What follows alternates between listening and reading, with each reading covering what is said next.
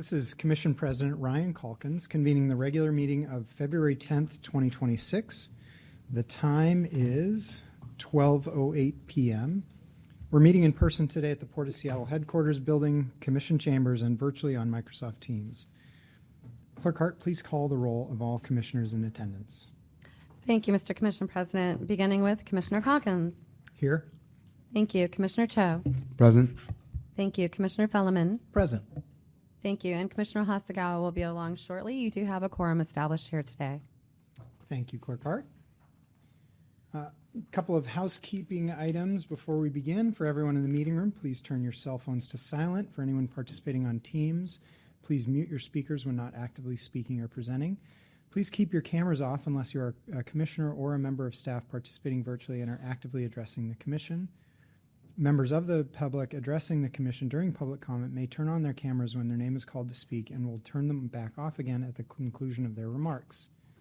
For anyone at the dais, please turn off computer speakers and silence your devices. Please also remember to address your request to speak through the chair and wait to speak until you have been recognized. You'll turn your microphones on and off as needed. All of the items noted here will ensure a smooth meeting for us. Thank you so much. All votes today will be taken by the roll call method or by general consent, so it is clear for anyone participating virtually how votes are cast. Commissioners will say aye or nay when their name is called.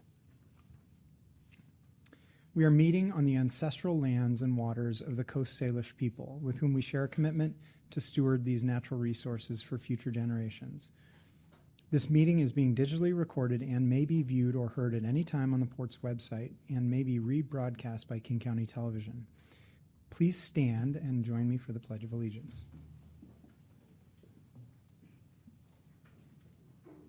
I pledge Allegiance to the flag of the United States of America and to the republic for which it stands, one nation, under God, indivisible, with liberty and justice for all.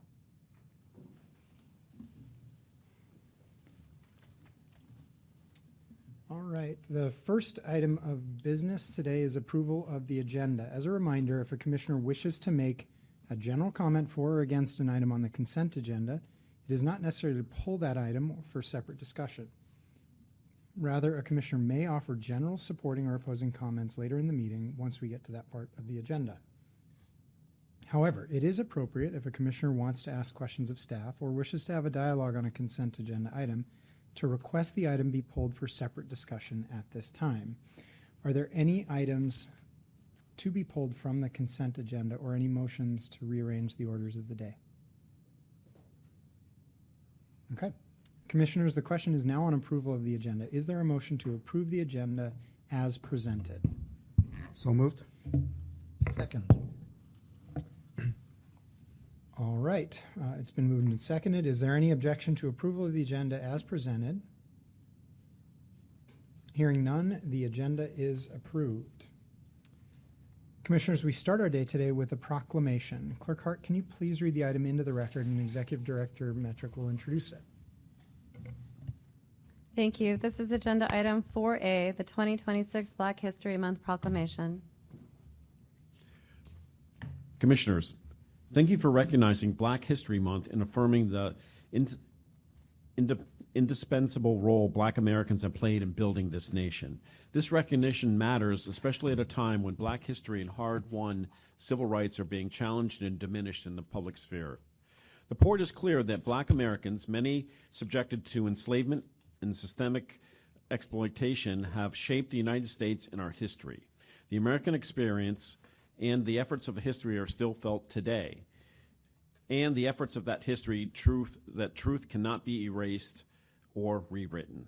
We at the Port are part of that history, and we are committed to confronting systemic racism through how we hire, invest, contract, engage, and operate within our communities. Today's proclamation invites us to reflect on the work ahead while recognizing the progress already made. And this afternoon, we have Preston Tucker, Commission Office Strategic Aide, will introduce our proclamation readers. Preston. Good afternoon, Mr. Commission President, Commissioners, Executive Director Metrick. For the record, I am Preston Tucker, Commission Strategic Aide in the Commission Office. And I would like to take a moment of privilege to thank the Commissioners for your leadership in using your roles to advance inclusion, to uplift Black excellence, and to stand firmly against hate. That commitment matters to us now more than ever.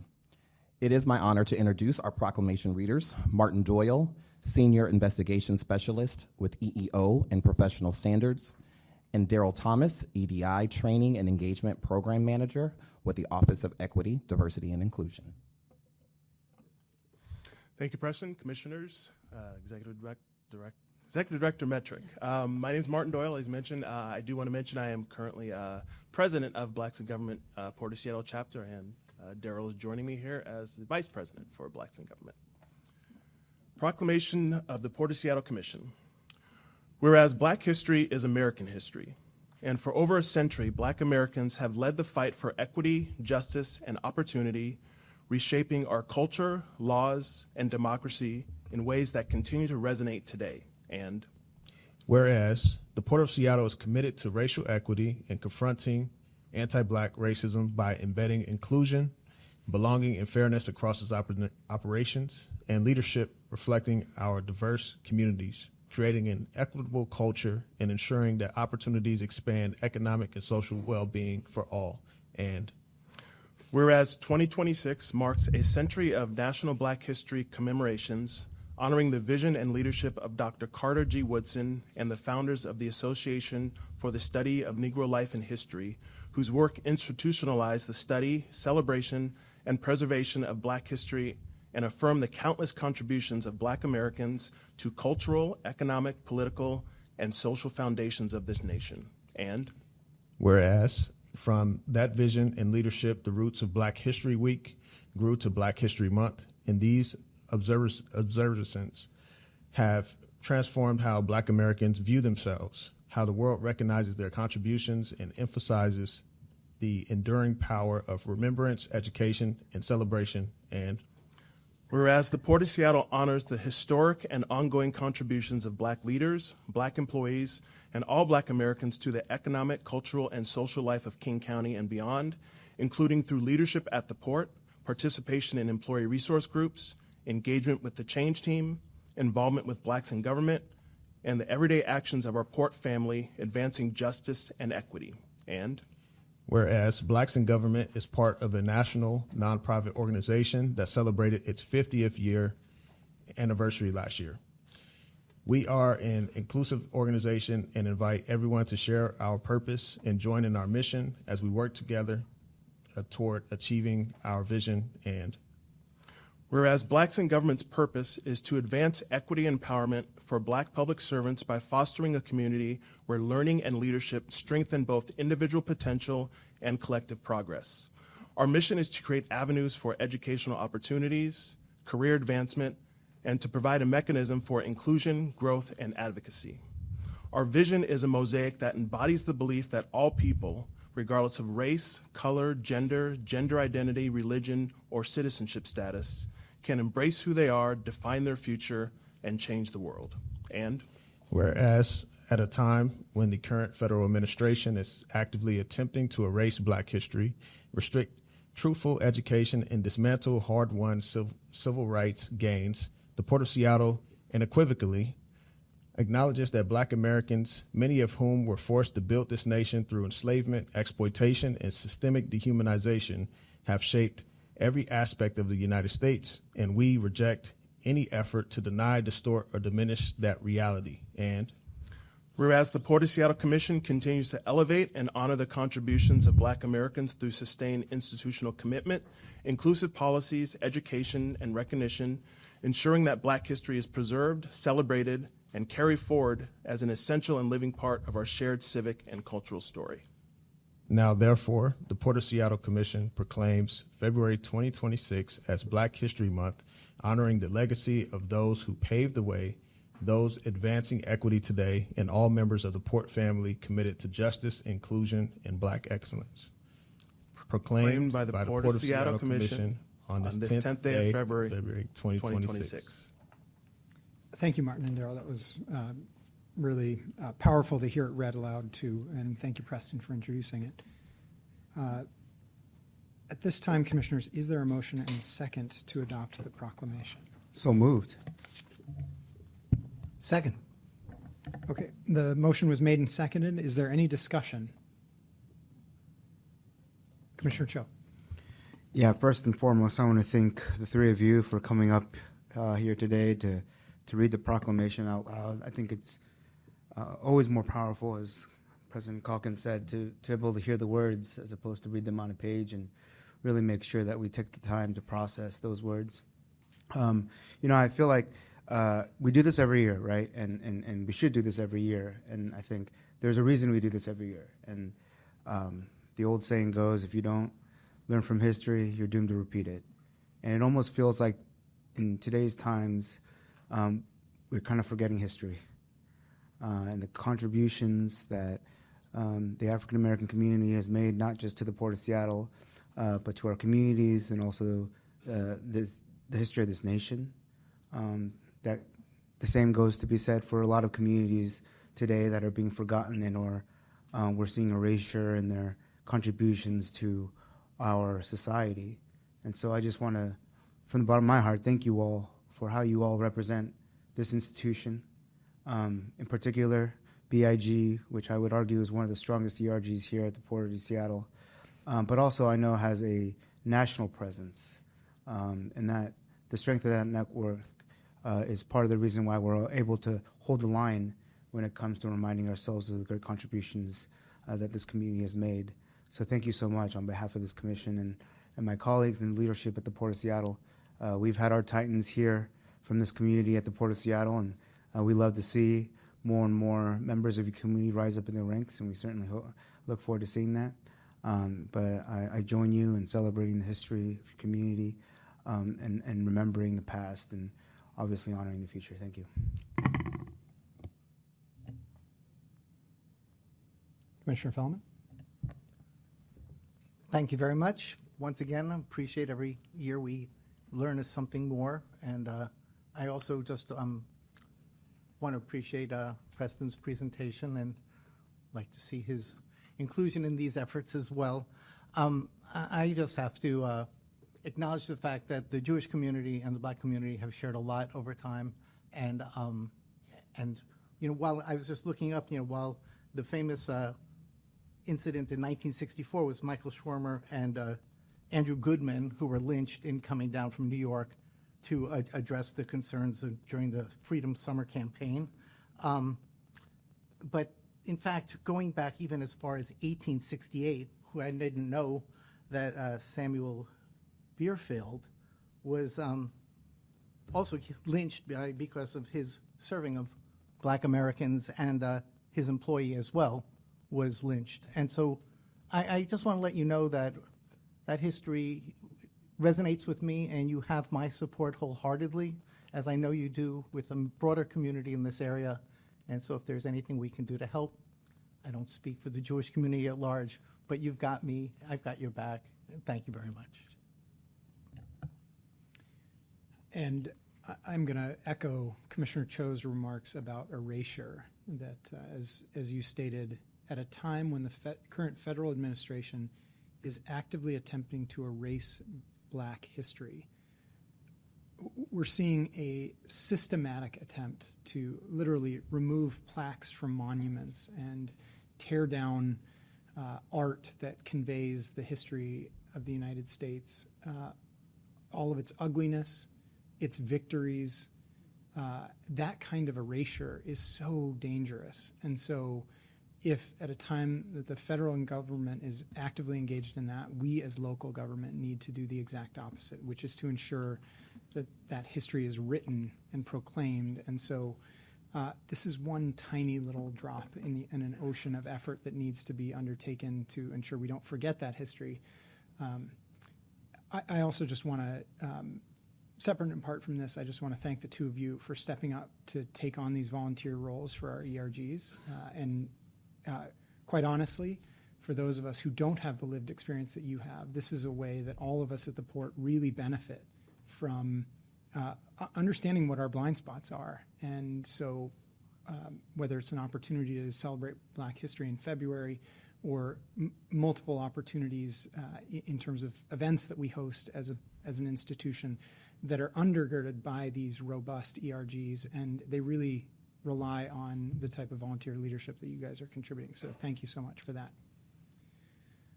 All right, hearing no further discussion, Clerk Hart, can you please call the roll for the vote? Commissioners, as a reminder, please say aye or nay when your name is called. Beginning with Commissioner Calkins. Aye. Thank you. Commissioner Cho. Aye. Thank you. Commissioner Felleman. Aye. Thank you. 3 ayes, 0 nays for this item. All right, and with that, the motion passes unanimously. Thank you all so much.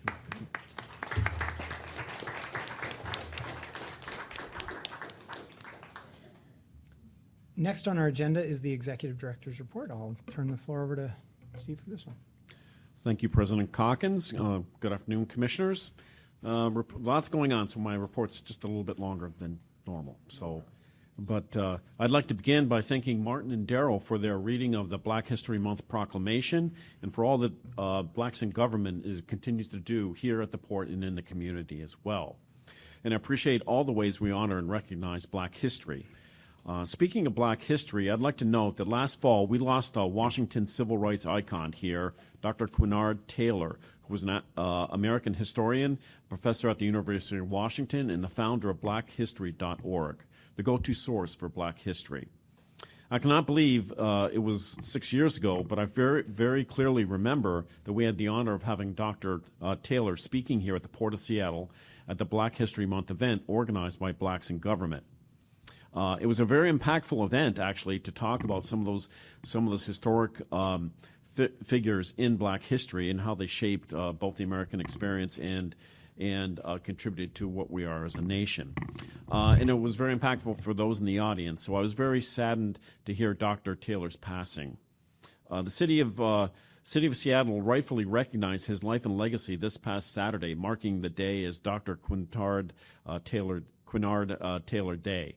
And I thought this was a fitting remembrance for Dr. Taylor and his extraordinary work preserving Black history. In addition to today's proclamation, throughout the month, Blacks in Government will offer a series of opportunities to learn, reflect, and celebrate moments in Black American history. Employees can also look forward to interactive events and resources designed to deepen understanding, build connection, and honor the enduring legacy, cultural contributions, and achievements of Black Americans. So keep an eye on Compass for those announcements. Commissioners, I have good news and bad news about the federal budget.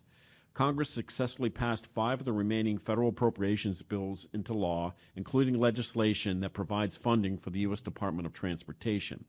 We appreciate the leadership of our congressional delegation, in particular Senate Appropriations Committee Vice Chair Patty Murray, in crafting strong bills that address key port needs and concerns. However, there's one remaining appropriations bill, the legislation providing funding for the Department of Homeland Security, that expires this coming Friday, pending congressional negotiations on whether and how federal immigration services like Immigration and Customs Enforcement should be held to higher standards of transparency and accountability. We fully support that intention, but there's a significant chance that a partisan impasse on the topic could lead to a partial federal government shutdown that would impact key players like TSA and U.S. Coast Guard, both federal agencies that we interact with. We will continue to monitor the situation closely and update you as we learn more. In the meantime, the port is fully prepared to once again support the unpaid federal workers, should this happen, the shutdown happen, who staff our airport and seaport if the situation comes to pass after Friday's deadline. A few other things I'd like to note, which on a happier note, is perhaps most notably the Seattle Seahawks capping off an incredible season to become Super Bowl champions. Yep. So there we go. So there we.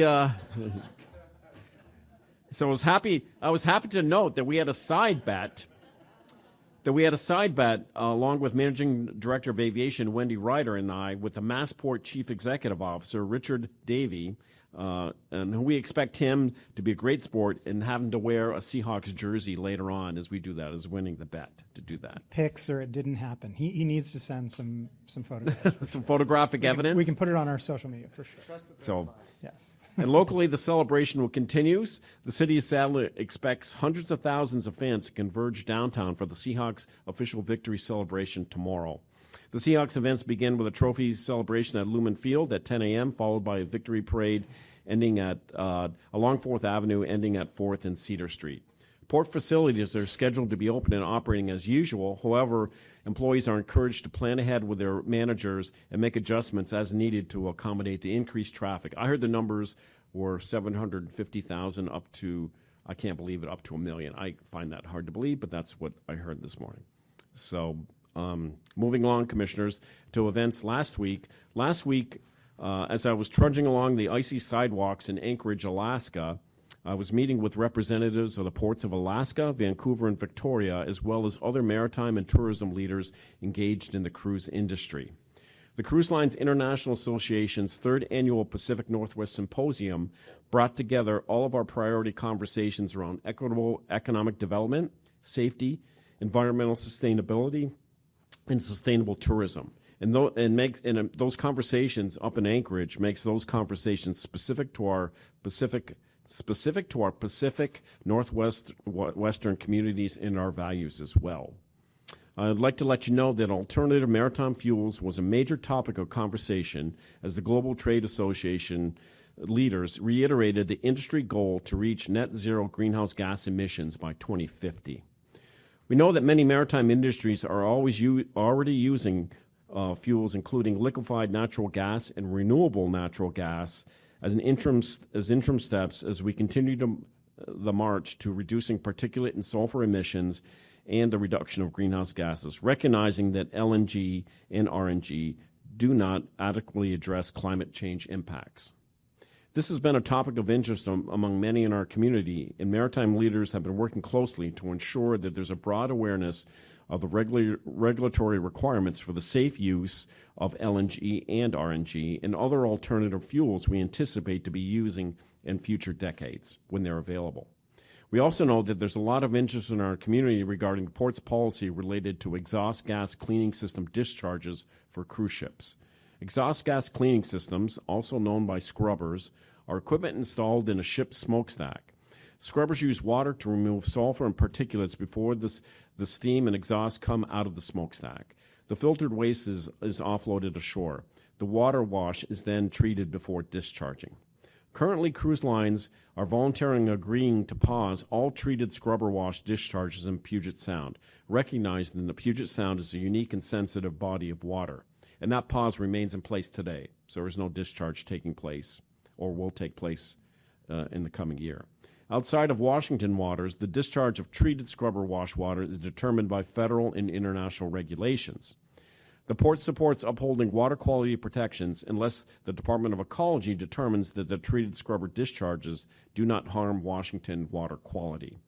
Furthermore, we retain the prohibition of at-berth treated scrubber water discharges for cruise ships as a condition of their use at our terminals. And we greatly appreciate the cruise industry to proactively engage in voluntary agreements to protect air and water quality in Washington. And it says, as a former regulator, it's my experience sometimes that voluntary agreements are much quicker and move faster than regulatory efforts. The port continues to enhance shore power utilization for cruise ships at berth in Seattle, which makes scrubbers unnecessary. From 2027 forward, we will require that all cruise ships connect to shore power at our docks. A matter of fact, you have required that by 2027. In addition, we're actively pursuing the development and deployment of alternative sustainable fuels with our partners in both the cruise and cargo industries, and we're leading in this effort through our Green Corridor initiatives. This will further reduce the need for cruise lines to use scrubbers in Washington waters while also reducing air pollution and greenhouse gas emissions. Continuing with maritime operations, I have an update on our customer engagements and work following the difficult decision we made last year to close covered docks at Salmon Bay Marina to ensure life safety of tenants and staff. We are now 5 weeks away from the closure of those docks. Since staff made this announcement, we've worked hard to find new moorage for our customers, and by and large, we've been successful in delivering that support. Of our recreational moorage customers, 85 have found new moorage at other facilities. While a number of moorage customers preferred to find other freshwater and or covered slips, a number of customers moved to Shilshole Bay Marina, including several liveaboard customers. We specifically held spaces for these customers, ensuring a smooth transition from Salmon Bay. We've been offering support by assigning a full-time moorage coordinator to help customers look for new space and reimbursing live liveaboard customers for costs associated with their moves. As we knew was likely, it's been especially difficult to find new spaces for floating on-water residences. As we near the closure deadline of March 18th, we are redoubling our efforts to assist our customers in finding moorage. To that end, yesterday, Commissioner Calkins and I met with Maury Schuler from the Lake Union Liveaboard Association, as well as two of the current Salmon Bay Marina customers, to continue to hear their feedback and share ideas. I will keep you updated as this date gets closer. At the airport, we hit a major milestone since the Commission last met. On January 28th, airport leaders in Alaska Airlines officially celebrated the opening of the SEA Gateway. And if you've not traveled through the north part of the airport, you're in for a beautiful surprise. The best kind of surprises, I guess. We are located primarily in the Alaska Airlines ticketing lobby. SEA Gateway enhances efficiency, accessibility, and overall customer experience. Over 2 very busy years, the project redesigned Checkpoint 6, which if you have not had a chance to go through, is a great new customer experience, created new bridge-level check-in and bag drop, improved baggage claim level, upgraded entrances and exits on the drives, updated restrooms, added public art throughout, and added multiple sustainability and infrastructure upgrades in the project. And as you know, we're reaching the end of a transformative suite of projects at the airport. SEA Gateway is one of the most impactful and the most noticeable. Congratulations to all those involved in this project and to Alaska Airlines, who are great partners in this unique, I would say, innovative delivery method that we use for this project. And then moving to today's commission meeting, I'd like to highlight a few items. On today's consent agenda, we have a request for a commission authorization to allow me to execute an interagency agreement for the port to be part of a capacity building mentorship program. The agreement will be with WashDOT, Sound Transit, the City of Seattle, and King County for a duration of 2 years. This program strengthens the capacity of small businesses in Washington by providing them with mentorship from larger firms engaged in government construction and consulting projects. I'm excited for the port to join our peers in the major builders here in the region of accomplishing our shared goals of strengthening the capacity of Washington's small businesses in this way. This partnership on this program will complement the port's existing Port Business Accelerator Mentorship Program, advance our Century Gender goal of responsibly investing in regional economic growth, and help us carry out the Diversity in Contracting Policy Directive of increasing the pool of diverse, competitive WINBE and small business contractors to meet our diversity in contracting goals. And on our consent agenda also is an action that would enable utilization of our Berth 6 and 8 project at Terminal 91 up to 4 months ahead of schedule. This is great. This project is approximately 85% complete and represents nearly 2 years of construction, replacing the oldest sections of the pier and removing more than 2,200 creosote piles in favor of fewer than 250 significantly stronger and more durable concrete piles, creating an asset designed to serve the port reliably for the decades to come and to remove the creosote from the marine environment. As is often the case with our legacy waterfront infrastructure, conditions beneath the pier presented unforeseen challenges and conditions, requiring close coordination with the contractor and sustained effort to resolve issues while maintaining progress, resulting in additional time and complexity of the project. The action before you today reflects those realities by increasing project authorization while also enabling an accelerated completion of the berth portions of the work to support preparation of the Pacific fishing fleet ahead of schedule. And under new business today, we have a commission order related to police transparency and accountability. I appreciate the partnership with the Commission Office to make these improvements. Communities across Washington are navigating heightened anxiety and division stemming from unprecedented federal immigration actions and related demonstrations. I want to reiterate that the Port of Seattle police responsibilities remain separate from the federal immigration enforcement under both the Keep Washington Working Act and the Port's Welcoming Port policy set by the Commission. The Port of Seattle police do not engage in civil immigration enforcement, and our residents or customers traveling through our gateway should feel safe seeking help from Port of Police Department. This order helps reinforce this message through the division and naming conventions that clearly distinguish port police from federal officers, notifications of emphasis patrols, and additional reporting and transparency requirements. We look forward to fulfilling these requirements and reporting back to the Commission. Our officers serve every day, 24 hours a day, in complex, high-pressure conditions that are intensified by the current tensions involving federal immigration agencies. These tensions place both the public safety and the safety of our law enforcement professionals at a higher risk. I appreciated the comments by the Washington Association of Sheriffs and Police Chiefs and the Washington Council of Police and Sheriffs, who released a statement underscoring their commitment to constitutional protections, the Keep Washington Working Act, and the professional and transparency and accountability.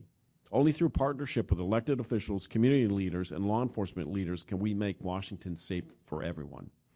I look forward to the discussion of the item later in today's meeting and thank the Commission and the staff for the continuing effort to prioritize public safety. Commissioners, this concludes my lengthy report. Thank you. You could take a drink of water there, Steve. That was. I hear all that, and it just makes me think this is government that works, and we are accomplishing so much, and we've got ambitious plans for the future, and it really speaks to the incredible efforts of staff to pull all of this off. There are no committee reports today, and so we're going to move to public comment. The Port Commission welcomes public comment as an important part of the public process. Comments are received and considered by the Commission in its deliberations.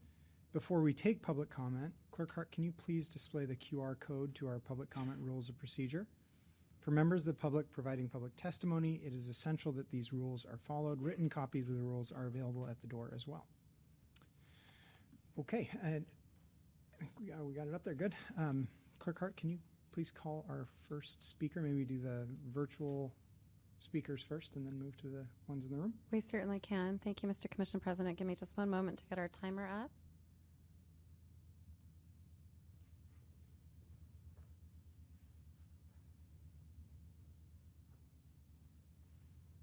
There we go. And starting virtually, our first speaker is Stacy Oaks. Stacy, it's *6 to unmute to be heard, and then please go ahead and repeat your name for the record and your agenda item or topic related to the conduct of port business that you'll be speaking about today. And then I'll start the timer. Yes, good afternoon. My name is Stacy Oaks, and I'm a member of Seattle Cruise Control, and today I'll be speaking about cruise water pollution and scrubbers. I'm not going to repeat all of the facts that others are going to be sharing with you today and came through in many written comments about how scrubbers poison marine and wildlife, harm the seafood industry, and impact human health. Instead, I want to talk about why hundreds of people have taken the time to reach out to you as port commissioners about this, even though cruise companies haven't formally said yet that they want to pull out of the voluntary pause on dumping this filth in the Salish Sea. History has shown us that by the time the public is made aware of an issue and given a chance to comment, decisions are usually already made. Industry has already had many conversations, provided their own studies, financial reports, and talking points, carefully crafted and manipulated to show the outcomes they desire. Carnival's ridiculous study is a glaring example of this. It was extremely disappointing to learn that the port lobbyists did not advocate for the Washington Clean Shipping Fuels bill this year, which would have protected the entire state from scrubber discharge waste. Listening to some of the comments at the Northwest Seaport Alliance meeting where this was discussed, it showed a lack of true commitment to ensuring a clean and thriving marine ecosystem. Supporting an idea while rejecting a decisive action that would turn that idea into reality is not how we achieve results. If you wouldn't want to drink or bathe in scrubber wash water, then please do everything you can to not let our swimming relatives have to have that toxic fate. Be proactive, be creative, be firm and resolute, be a protector of our waters. Thank you. Thank you, Ms. Oaks. Clerk Hart, next speaker. Thank you. Continuing on with our virtual sign-up, we have one more speaker. That is Iris Antman. Iris, please go ahead and repeat your name for the record and your agenda item or topic related to the conduct of port business, please. Hi there. My name is Iris Antman, and my agenda item is keeping the pause on toxic scrubber waste discharge. Dear Port Commissioners, my name is Iris Antman, and I'm a member of Seattle Cruise Control. I'm here to comment today on the issue of dumping toxic scrubber waste into the Salish Sea. There has been a voluntary pause on this practice for the past 4 years until a study was done. Carnival Cruise Corps has sponsored a study, the results of which show that this toxic waste dumping does not negatively impact marine sea life or the water. On the face of this, it seems hard to believe that this Carnival study is an industry-sponsored study should clearly raise concern regarding the reliability of the findings, kind of like the tobacco companies denying for decades that cigarette smoking is harmful. The Washington Department of Ecology has not agreed with the findings of the study and removed their name as a sponsor. Plus, numerous previous studies have not agreed with Carnival's findings. We ask that the Port Commission not lift the pause on this dumping. We must protect our waters, marine sea life, and public health, and we know that scrubber waste dumping will only cause more harm. Thank you very much. Thank you, Ms. Antman. All right, we're going to move to commenters who are here in person. Can you, Clerk Hart, please call our first public commenter in person? Yes, thank you, Mr. Commission President, beginning with Michelle Gianmarco. Hi, Michelle. Please go ahead and repeat your name for the record and your topic. Yeah, my name is Michelle Gianmarco, and I'm here again to comment on the closure and evictions at Salmon Bay Marina, where I remain on my houseboat. I've attended regular commission meetings now for 5 months and have learned a lot about the Port of Seattle. I'm struck by the scope and scale of amazing projects the port undertakes for the aviation and maritime futures of our unique and diverse region. In the nearly 8 years I've been a customer at Salmon Bay, I've also found the port to employ some truly smart, earnest, salt-of-the-earth people. Ray, Root, all of our operations crew, and even Delmas are part of a fabric of our dissolving community. It's partly why the abrupt closure of the marina and bungled customer relations since have been such a surprise. The secrecy and lack of consideration for the people most affected seem out of step for the port, and there appears to be little consequence or accountability. I work at UW managing a facility of expensive, aging, finicky microscopes for scientific researchers. They are public assets, and I am their steward. Sometimes I learn one must be retired in the near term, and it's unethical not to immediately alert my users. People spend considerable resources planning years-long projects depending on that equipment. It's tough, but I consult users on a sunsetting strategy that minimally impacts their work and provides meaningful alternatives. Hiding my knowledge of the problem while continuing to charge and raise user fees would get me fired. Customers at Salmon Bay Marina were kept in the dark about the gravity of the safety concerns and the possibility of closure for years. The Commission learned last summer, and we were finally informed in September. Meanwhile, we invested in outfitting our boats for what we thought was long-term moorage here. We passed on long-gone opportunities to purchase slips, believing our moorage was secure. A liveaboard family started the school year only to be uprooted the following week. Now we're being evicted in 35 days. There are no liveaboard houseboat slips available currently, and I'm learning that arranging maritime logistics to permanently move a houseboat takes time. Despite several very valuable options, there is still no contingency plan for us and seemingly no long-term vision for this asset. We very much appreciate Director Metrick and Commissioner Calkins taking time to talk with us yesterday and look forward to getting more answers to our questions. These meetings are such a mixed bag of emotions, and I thank you all for listening. Thank you, Ms. Gianmarco. Next speaker. Yes, our next speaker is Natalie Wentworth.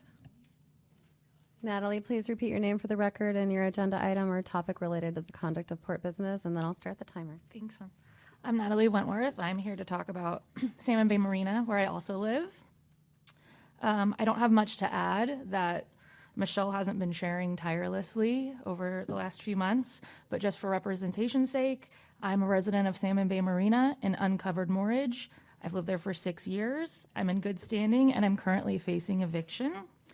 And I would like a solution from the port that provides appropriate time to find appropriate slips for the remaining Salmon Bay Marina residents. It's my understanding that the decision to close Salmon Bay Marina was made at least 2 months before any residents were informed of eviction. I'm asking for at least that amount of valuable time to find the appropriate housing for the rest of us, or a plan to utilize the existing Salmon Bay Marina infrastructure to safely house the remaining residents. Thank you. Thank you, Ms. Wentworth. Next speaker. Our next speaker is John Cheney. And John, please go ahead and repeat your name for the record.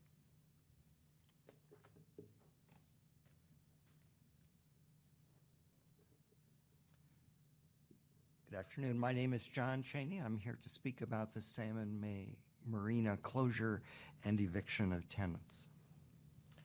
My partner and I are pensioners living on our houseboat. We are being evicted from the slip our boat has occupied for over 20 years at Salmon Bay Marina. I have reviewed the commission records. I can't find the authorization by the commission to close Salmon Bay Marina, including the eviction of liveaboards and houseboat families. Can you help me understand when and how the commission authorized this act? The port staff held a safety meeting with tenants on September 11th. Not an eviction meeting, a safety meeting, an auspicious date for destruction, and told the tenants that they were so very sorry that we were being evicted for our own safety. No liveaboards would be allowed under covered moorage for 60 days and uncovered moorage in 5 months. We were told the port was dedicating staff to help every tenant relocate. Some community members were offered moorage at port facilities.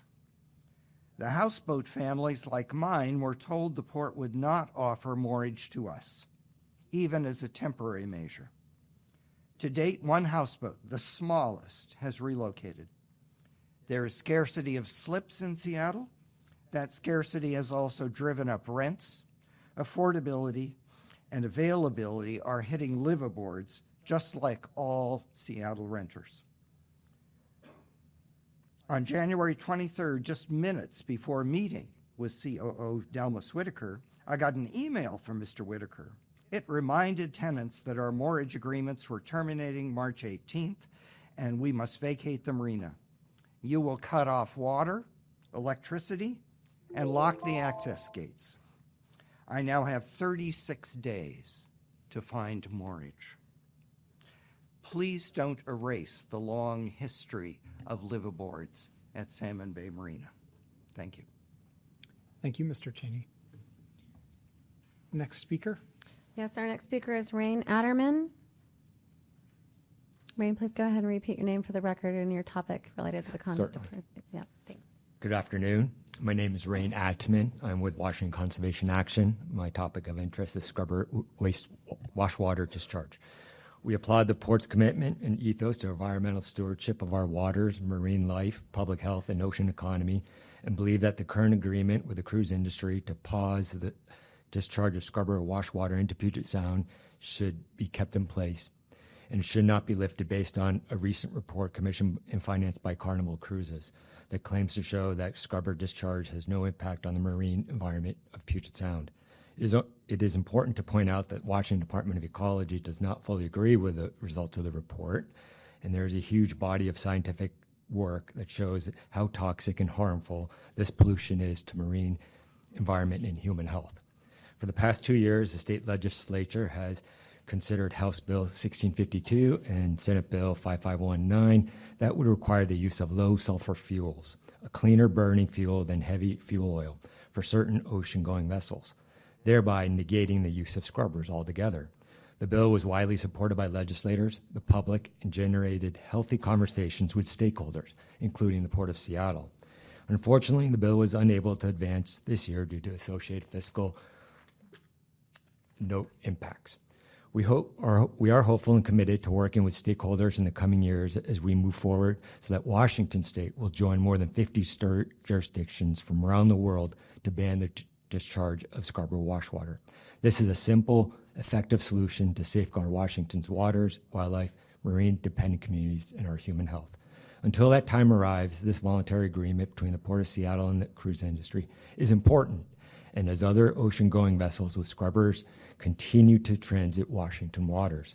Within the Northwest Seaport Alliance's Scrubbers and Fuels Report dated November 2022, tables ES1, 2.1, and 2.2 show the extent of the number of vessels that deploy scrubbers in Puget Sound.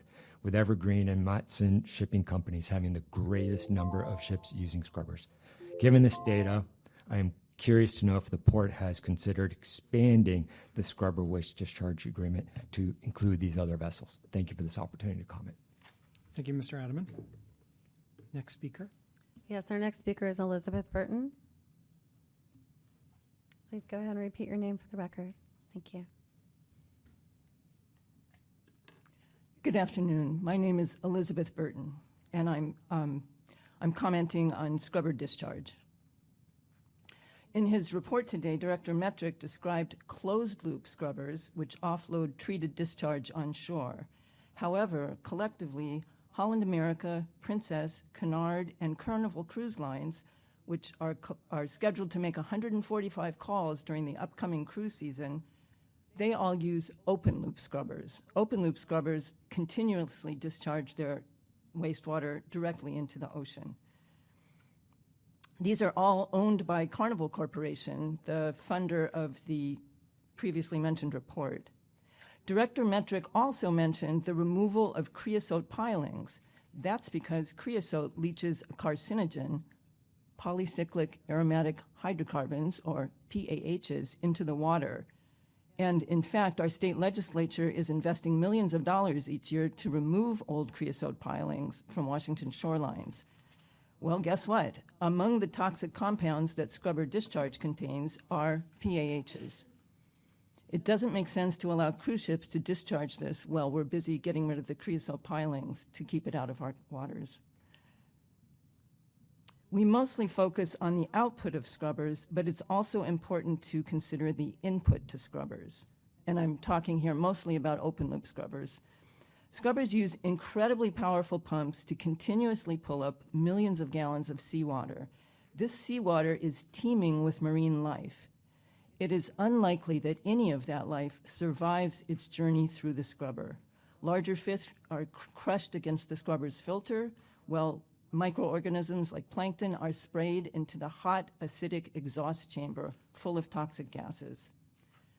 It wasn't clear to me from Director Metrick's statement whether it's already been decided to extend the scrubber discharge pause or not, but I urge you to do everything you can to do so.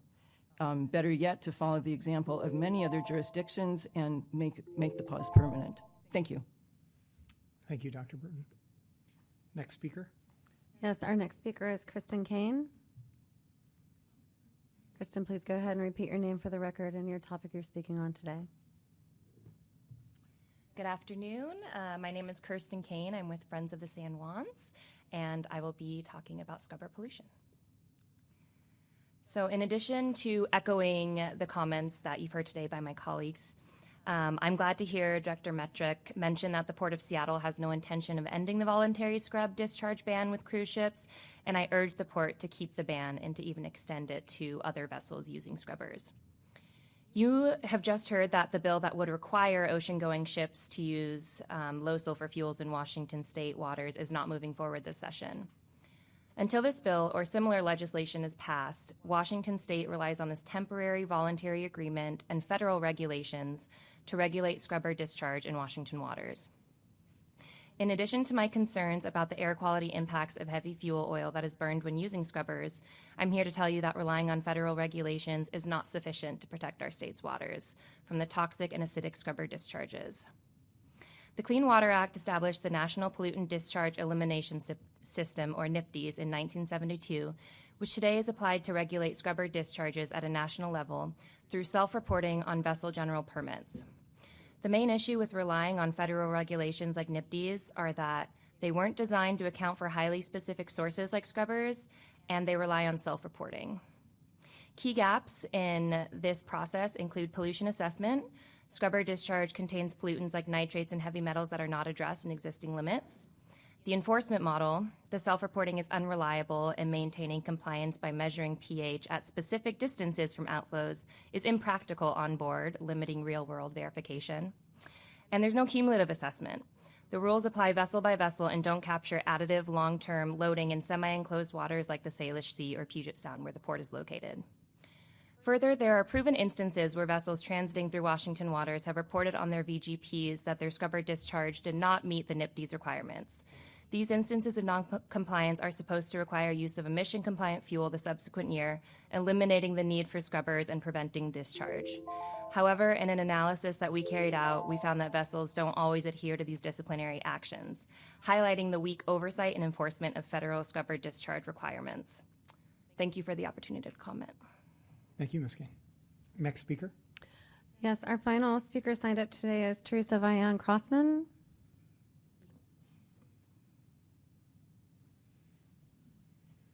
And Teresa Vian, if you could go ahead and repeat your name and your topic related to the conduct of port business or the agenda item you're speaking on today, please. Thank you. Thank you. My name is Teresa Vian Crossman, and I'm speaking on Velux Pods. I'm CEO of Velux Pods, so that's why I'm speaking. Well, we all know that tire pilots and exhausted flight crews are a safety risk none of us can afford. So today I'm asking for a solution. I'm trying to give a solution to separate the travelers, like the travelers in the Concourse D, and the employees in Concourse like A or C. And if they have their badges or anything like that, they could probably get a discount, but they all need their rest. So because you'll get happier worker, that is, rested and refreshed, and instead of pushing through, so I think all the employees and everything, they need their rest, because there's a lot of they have to work double time and stuff like that for the workers. And also, the last time, you guys see me twice, so the last time you see me, when I was saying about the treat, I was talking about making it an experience, not just, rest and refresh. But over the time. Okay. Thank you, Ms. Crossman. And Ms. Crossman, I want to encourage you, if you have not already, to connect with our airport dining and retail concession staff. They are the professional staff who can help you with opportunities at the airport. As a commission, we actually have no decision-making authority over any of the concessions that are made at the airport. Okay. And I'm hoping there might be somebody here who could help get her in touch with the right folks. Michelle, maybe you can make sure that happens, or Aaron. Thank you so much, and we appreciate your public comment. Yeah, thank you, too.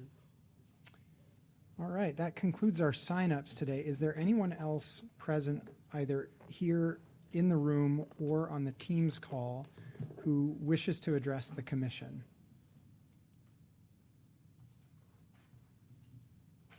Okay. At this time, I'll ask Clerk Hart to please give us a synopsis of any written comments that we received. Thank you, Mr. Commission President, members of the Commission, Executive Director Metric. We have received 372 written comments for our meeting today. 2 of those comments come from Sarah Christensen and Joanne Donahue, who wrote asking the port to reduce the number of cruise sailings due to environmental and human impacts. Iris Antman submitted written comments supporting her spoken comments here today regarding the pause of toxic scrubber waste discharge into the Salish Sea. Brandon Bowersox Johnson also submitted written comment asking the port to work towards a shipping industry that does not pollute either the air or waters and urges the port to work for a permanent ban of scrubber discharge and for state-level requirements to mandate clean maritime fuels. The South Sound Bird Alliance Conservation Committee, Dr. Robert Hodgson and Gabby Alvira also submitted letters asking for a continued pause on scrubber waste discharge. And then finally noting that over 365 written comments were received via form letters on the same topic. The continued ban of scrubber waste from discharging into the Salish Sea. We are compiling a list of the names of persons submitting these letters, and that list will be included with the letters as part of the public comment record. And that concludes the written comments received today.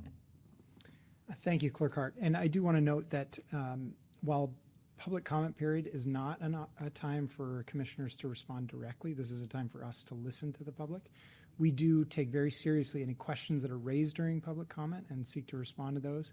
And any correspondence we receive, we attempt to address any questions or concerns in our response to those. As I shared yesterday with the two of you, we take this very seriously, and it really does, your willingness to come before commission and share really does impact the way we make our decisions. So thank you all so much for your contribution to public comment. I also want to note that Commissioner Hasegawa is now in attendance at the meeting. Our next order of business is the consent agenda. Items on the consent agenda are considered routine and will be adopted by one motion. Items removed from the consent agenda will be considered separately immediately after adoption of the remaining consent agenda items. At this time, the chair will entertain a motion to approve the consent agenda covering items 8A through 8F. So moved. Seconded. All right, the motion was made and seconded. Commissioners, please say aye or nay when your name is called. Beginning with Commissioner Cho. Aye. Thank you. Commissioner Felleman. Aye. Thank you. Commissioner Hasegawa. Aye. Thank you. Commissioner Calkins. Aye. Thank you. 4 ayes, 0 nays for this item. Okay, and the motion passes. All right, we are now going to move to the new business items today. Clerk Hart, can you please read the first item into the record, and Executive Director Metrick will then introduce it. Yes, thank you. This is agenda item 10A, authorization for the Executive Director to advertise and execute a construction contract for the Flight Corridor Management Project 2024 in the requested amount of $6 million for an estimated total project cost of $9,700,000. Commissioners, before you today is an authorization related to the Flight Corridor Management Program, a long-standing safety program that periodically evaluates and addresses obstructions in the vicinity of Seattle-Tacoma International Airport. Federal Aviation Administration requirements obligate airports to identify and manage obstructions to navigable airspace, most commonly trees, to ensure the safe operation of aircraft during takeoff and landing. This work is standard and essential practice across airports nationwide and is fundamental to protecting the safety of the flying public and the reliability of airfield operations. Approval today would allow the port to move forward with advertising and in executing a construction contract to complete this work in a timely and compliant manner. Today's presentation is abbreviated and will focus on the community engagement efforts around this project. Presenters are Robert Kikilis, Development Manager, Airport Operations, and Marco Milanese, Senior Community Engagement Manager. So I guess I'll turn it over to you, Robert. Yep. Thank you, Executive Director. Again, my name is Rob Kikilis, Manager of Aviation Operations Project Development, and Marco is over here to my left. As was just mentioned, since we were just here a month ago, our briefing today would be a little bit shorter, be a little bit more concise, and focusing more on public outreach. But we are today asking the Commission for authorization for $6 million to advertise and execute a construction contract, which would include the removal of all obstructions and the ensuing mitigation work. I didn't say next slide. Next slide, please. Sorry. Next slide, please. My bad. Thank you. Maintaining safe and efficient flight paths to and from Sea-Tac Airport's runways is critical to airport operations and the more than 52 million passengers that fly in and out of the airport each year. And to ensure that, the port is required by the FAA to identify and address any obstruction that could impede aircraft takeoffs or landings. The 2024 project, which is the current phase we're in now, has identified and completed design for the removal of 197 tree obstructions that currently penetrate or will penetrate flight surfaces within 5 years. 158 of those are on port property and 39 are in the city of Burien and Sea-Tac properties. None of them are on private property. Within the airport activity area, the port's rigorous 4-credit tree replacement policy supports urban forests and trees by requiring 4 actions to compensate for every tree removed. These actions include tree plantings, invasive species removal, maintenance on nearby port-owned forests, or a combination of these efforts. The program to date has resulted in the port planting more than 12,000 trees and woody shrubs. And now I'm going to pass it over to Marco. Thanks, Rob. I'm Marco Milanese, and I'm the Community Engagement Manager at SCA Airport. And I'll speak briefly today about the outreach and the engagement and the communications that was implemented as part of this program. And thank you, Commissioners and Executive Metric, for the opportunity. Though, as Rob mentioned, most of the obstructions were on airport property, several obstructions were identified on city property in Burien and Sea-Tac. So outreach began early with city staff in both those cities to make sure the port was abiding by all city removal and replanting requirements. The first meeting with Burien staff was last year on March 26, and Sea-Tac last year on April 3rd. Several meetings occurred throughout 2025, and port staff continue to be in close coordination with their counterparts in Burien and Sea-Tac regarding these obstructions. Public notification began in early August for the program and the accompanying SEPA process with an August 7th email that went to all airport community city managers and council members. The next day, a brand new dedicated program website was launched with information on the SEPA process and the public comment period, along with detailed maps identifying the location of each obstruction. And then leading up to the launch of the 15-day SEPA public comment period, a variety of established port marketing and communication tools were used to publicize the program on how to provide public comment, including a Port Environmental Programs e-newsletter on August 20th, a SEPA notification e-newsletter on August 27th, and the Ports Connections e-newsletter on September 5th. Further information on the program was also included in the Airport Neighbors e-newsletter on September 19th and the Ports Evergreen e-newsletter on October 29th. And though it isn't mentioned on the slide right there, let me add, we have to go advance one slide. My apologies. One more. There we go. And though it isn't mentioned on the slide right there, let me add that the communications team also produced an informational video on the Flight Corridor Management Program that has garnered 263 views since it went live back on September 22nd. 2 final items because of the interest the 6 obstructions in Burien's Matheson Park attracted. The port presented on the program before the Burien City Council back on September 22nd, and based upon an invitation from Eric Matheson, whose family had originally owned the property, Commission President Calkins and Commissioner Hasegawa visited the park back in December and discussed additional ways the port could alleviate the effects of the planned work on the park. And thank you to both commissioners for taking part in that tour and visit. The ideas brought up included funding for additional tree planting and better informational signage and markings to identify the trees the port will remove and why. Both ideas have already been discussed with the city's parks director and the city's deputy park director, and the conversations are ongoing, and we expect the details to be finalized in the coming weeks. In the interim, the port and city have posted temporary signage in the park to identify the trees scheduled for removal by the port. And once permanent signage and new, more identifiable tree tags are ready, the port will again coordinate with the city on their installation in the park. So this concludes our presentation. We are now prepared to take any questions you might have for us. Thank you. All right, Commissioners, so we're going to take time for questions now. Then I'll ask for a motion in a second, and then we can debate and discuss the item. So beginning with any questions for staff on this item. Commissioner Hasegawa. Thank you for the presentation.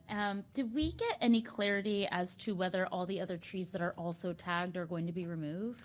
Yes, Thanks for asking about that. We did go back and talk to our previous consultants and port staff trying to figure out whether those tags were ours. We validated that they weren't ours, and we went back to the city and told them, and they've also said they are not theirs. And so we just got approval, I believe, yesterday by the city. So when we go out and put our new tags, they've approved us to remove all those other tags that haven't been claimed by any agency or organization or group. Great. And so those, what will then become untagged trees will remain? That is correct. Okay.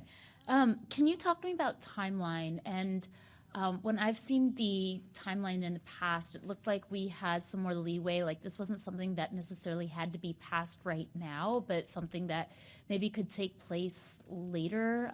Maybe there could have been I remember you talking about the issues with the phased approach to removing, trees at a time and why they have to come out at the same time. But why does it have to happen sooner? Why can't it happen later? Robert, you want to address that? Sure. Again, we predict based on growth rates for the area, we try to predict which trees are going to be growing up into the flight surfaces within the next 5 years. And by the way, this is 2026 now, and the analysis work was done back in 2024. So they've already grown for a couple of years. Like as any safety expert would tell you, it's better to be proactive than reactive. We don't want to wait until there are penetrations because then there's a problem. So we try to do this proactive, as is recommended by any FAA or other agency, to make sure that these trees are removed before they start penetrating FAA surfaces. So is it that the tallest tree will penetrate within 5 years? All of them are predicted to penetrate within 5 years of the trees that we've identified. And why, and maybe Chipper needs to come forward to talk to me about some of the preservation work, but why is it that in terms of not being reactive, why can't we preemptively plant the trees that are in the tree bank, or where we've identified a more appropriate place for these trees? Just to catch up for the public who's listening and plugging in just right now, the port has a tree replacement standard of 3-to-1 or 4-to-1. The city of Burien has a 3-to-1 standard. Originally we're going to replace them at a 3-to-1 standard. But then I asked, can't we just keep it to our own port standard and donate the additional, I think it was 6 trees to bring it to the 4-to-1 standard to give to the tree making program. They said, yes, you've done that. I'm really grateful to that. So my question, Chipper, is why don't we then plant those trees and let them take root and then remove the trees, so that we're never at a position for the city and those impacted community members where they're at a net loss as opposed to a status quo or a net gain? That's a really good question. I think that part of the answer is due to contracting and our ability to implement the work over in a phased approach rather than just having the one contract to implement the work all at once. That's the minimum legal requirement, is to do the replacement concurrently. The trees that we're replacing are also going in the same location as some of the trees that are being removed. So they literally can't be planted until those trees are removed. And even if they're going kind of adjacent to them, there's a potential that they would be impacted during the tree removal construction. So it does make sense to conduct a replacement later, or at least concurrent at the same time that the trees are being removed. So I think you had another question. If I could just add on to the phasing part of it really quick. I mean, all the work, the removal, the replanting, is all scheduled at this point, as long as we keep moving with the current schedule, to be done by the end of the year. So it's not like we're going to remove the trees and wait, some length of time. It's all going to be done by the end of the year. So if this passes, then you will remove all six trees, right? Yeah. All 6 trees by the end of this year. And then in the winter, begin the process of replacing them so that they could take root. Mm-hmm. What's the timing of the removal of those trees, which are also providing relief for the play structure that's there over the summertime? Like, is there a way where, why does it have to happen now ahead of the hot season? Why can't we wait and time this out for as the weather starts to turn cool again, and then give it the longest timeline possible so that the kids in that neighborhood could still have some of that shade for this summer? And year by year, we break records for sweltering heat, and this isn't a heat island area. I'm wondering about timing. Why does this have to happen now? I think it goes back to the same question you had earlier. It's really about being proactive and doing this before they start penetrating surfaces. Mm-hmm. We wait another year. We're into 3 years, I think. So, I mean, and, you know, at some point you have to do it. And there's no doubt, there's no way to argue it, really. It has to be done. We're doing it in the best way that we can. I understand that, and I respect that, and I agree that safety is non-negotiable. I'm trying to figure out the optimal timeline to do our part in terms of decision makers to mitigate unintended impacts on community members who are really worried. I think that's something we can consider and come back to you with a better answer. The construction's intended to be implemented in the middle of the summer, June or July or August. Can you say that part again? I'm so sorry. The construction is supposed to be take place in the summer. I just heard from our construction team that actually the construction will take part after the summer. Okay. Construction meaning The removal of the trees and the replanting. So it seems like we can meet your requirement to wait until the end of the summer after the hot season before we remove the trees this year. It's better than that. It seems like the current plan is to wait until after the sweltering heat of the summer to remove the trees. And then what's the timeline after that to plant to replace them? It'll all be finished by the end of the year, so long as we get commission authorization. Replacement including. Yeah. And that also usually we wait till the end of the growing season to conduct planting because the plants have a better survival, so they'll be installed sometime between October 15th and the end of the year. That also includes 2 years of maintenance after those trees are planted as well, too, by the port. Right. What's the communications plan with the public around the death of the trees that's planned for sometime in August, September? So we have temporary signage right now, and once we get the new tags, we're going to go out with new, more permanent signage that talk about the program and which trees have been identified, and that should be happening in the next couple of weeks. And those signs will be up as long as the program is ongoing. I want to thank you guys for being as proactively communicative with the city as possible. And so much of what we've heard is not just specific to this program, as with Des Moines Creek and other things that when we have things planned, folks feel like their own cities weren't communicating well enough. And I think that's true again here. And I did ask, that's out of our power, but it is within our influence. And in your communications, what insight do you have into what the city of Burien is planning in terms of communicating with the members of the public, especially those who live within that precinct and that neighborhood? Well, we are in close communication with the Parks Director and the Deputy Parks Director and the Arborist, so we'll work with them to make sure that the city of Burien does have adequate information in terms of talking to those neighbors about what's going to be occurring there this fall. So we do have the permanent signs going in, but maybe we can consider some other help with the city in terms of communicating to the neighbors about what's going on in terms of the program. And there's 5 of those trees that have to come out because they're going to penetrate the threshold within the next 5 years, and because they are communal, creatures, the rooting or the removal of 5 of them would impact one other that would then need to come down as well, and that's why the 6th one is coming down. Correct. Together they stand and together they fall. It's a very sad thing, but I also understand why. So thank you for walking us through this process. And my heaviest heart is with the Matheson family, who has guarded and protected these trees and been such a wonderful steward for them. And it's like, I understand there's such precious old growth trees that have such important benefit for the community there. And so to the point that we can be a facilitator for the best procedures possible. I'm grateful to you guys for that. So thank you. Other commissioner comments, questions? Commissioner Fallon.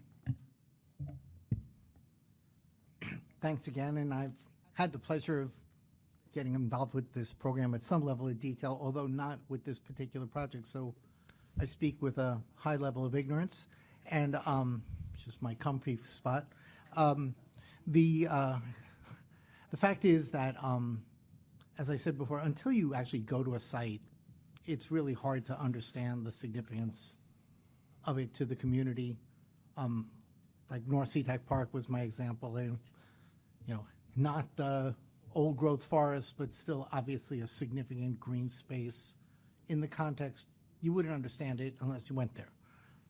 Again, I wasn't invited to show up, so I don't really have the ability to know. But if these, the fact that it's this handful of trees, and just to step back, I know that based on the concerns like with the cemetery and the surrounding area, you guys took some heroic efforts to do something that was more protracted, more expensive, shall we say, less efficient than you would have done if it's really just an on-time, on-budget effort, which was really very reflective of the port's willingness to accommodate the community's concerns. And I greatly appreciate that, and you may regret having done it. I know you've said that there may have been other ways that it could have been accomplished, but it really reflected a willingness to be flexible. And to the degree this conversation with the community has gone on, I reached out to the government folks. They said they thought it was all clear. Now I'm hearing from the community members that maybe it's not as kumbaya as I thought it was to be. But honestly, as I mentioned, I think last time this was brought up, I thought if there was ever a spot, assuming that these are really big trees and assuming these are in a strategic location for the community with some heritage behind them, that if there was a time to try to do these alternative approaches that we always dismiss as being not preferable, the fact that it's in a park where there's government stewards of the resource, folks that are able to monitor whether these trees are getting ill or becoming nesting sites, those sort of things that are not on public property or private property, that this is sort of one of those places where a topping could be tried. And I know there are liabilities with it, and I know it's more expensive, and I know there's challenges associated with it, but it just strikes me that a relatively accessible group of trees, a small number of age in a public space, if there were a place to do it, it would be here. Tell me why, even though you don't like these alternative ideas, if you were to consider it, would this not be a good place to at least try? If we were to consider it, then I agree with you, yes, that the cultural significance and heritage of the tree should be taken into account, and that these trees have a really significant cultural significance. As an operations member and as someone who flies out of Sea-Tac, I could not, in good consciousness, support that at all, period. Due to the fact that the trees could become raptor habitat is one of the main things. Yeah, there's all the ongoing maintenance over time, whatever. But if you ever saw the impact of a large bird on an airplane, I'd prefer not to have that. No, I completely respect that, and I have the pleasure of having a large eagle nest in front of my place in the San Juans, and it wasn't built overnight, and when we start seeing things like that, even just as a roost, it would be pretty evident to a park ranger that this is something that's intolerable. I would agree with you. I'm pretty sure, help me out here, that once the eagle puts a stick down in a tree, you can't touch it. Federal law. So I'm pretty sure once an eagle sets up house, it's there. The Migratory Bird Yeah, Treaty the Act. Migratory Bird. It's an interesting consideration. All right. Well, you can also put those little things like you put on gutters with the pointy ends to it, which would be certainly discouraging of those sort of things. I mean, you guys are really smart, and you could come up with a clever idea. And I'm just saying, again, if I really saw the park, it would be different. But again, I know you don't like setting the precedent that we would do this in multiple other places. It just seems to me that this is a unique place that could be explored for this kind of approach. Anyway, I'll leave that to the folks that have seen the spot. This would be my opinion. Like I said, speaking out of complete ignorance. Thank you for your consideration. Thank you for the presentation. Thanks for hosting the site visit with Commissioner Hasegawa and members of the community. I am strongly in support of this after spending a lot of time thinking about it, after hearing concerns from community members. I think largely in part because of the inputs from the Burien Parks Department, our own expert in-house, people who I can honestly say care more about trees than anyone sitting up here or than the vast majority of the folks who have weighed in on this, have made it literally their life's work. And part of what convinced me is while in the short term there will be some real impacts, in the long term it's actually a better outcome for the park for all of its uses, both from an environmental standpoint, from a community benefit standpoint. So what you have done in your work with Burien is to start with an unfavorable mandate and then turn it into something that in the end results in a much better outcome for all involved in terms of safety, ecology, and community benefits. And so I'm a supporter of this. And I recognize that's not a universal opinion, but I do think it is actually a model for dealing with really hard public policy questions where at the outset it is we're dealing with a very difficult decision, and I also recognize that we're not going to be able to please all the people all the time, but I do think you guys have put together a really comprehensive and thoughtful maximum benefit approach to this. And I am going to turn it back over to Commissioner Hasegawa. Thank you. I have a couple additional questions about what we're voting on today. So when you're asking for us to execute a construction contract, that would be with whom?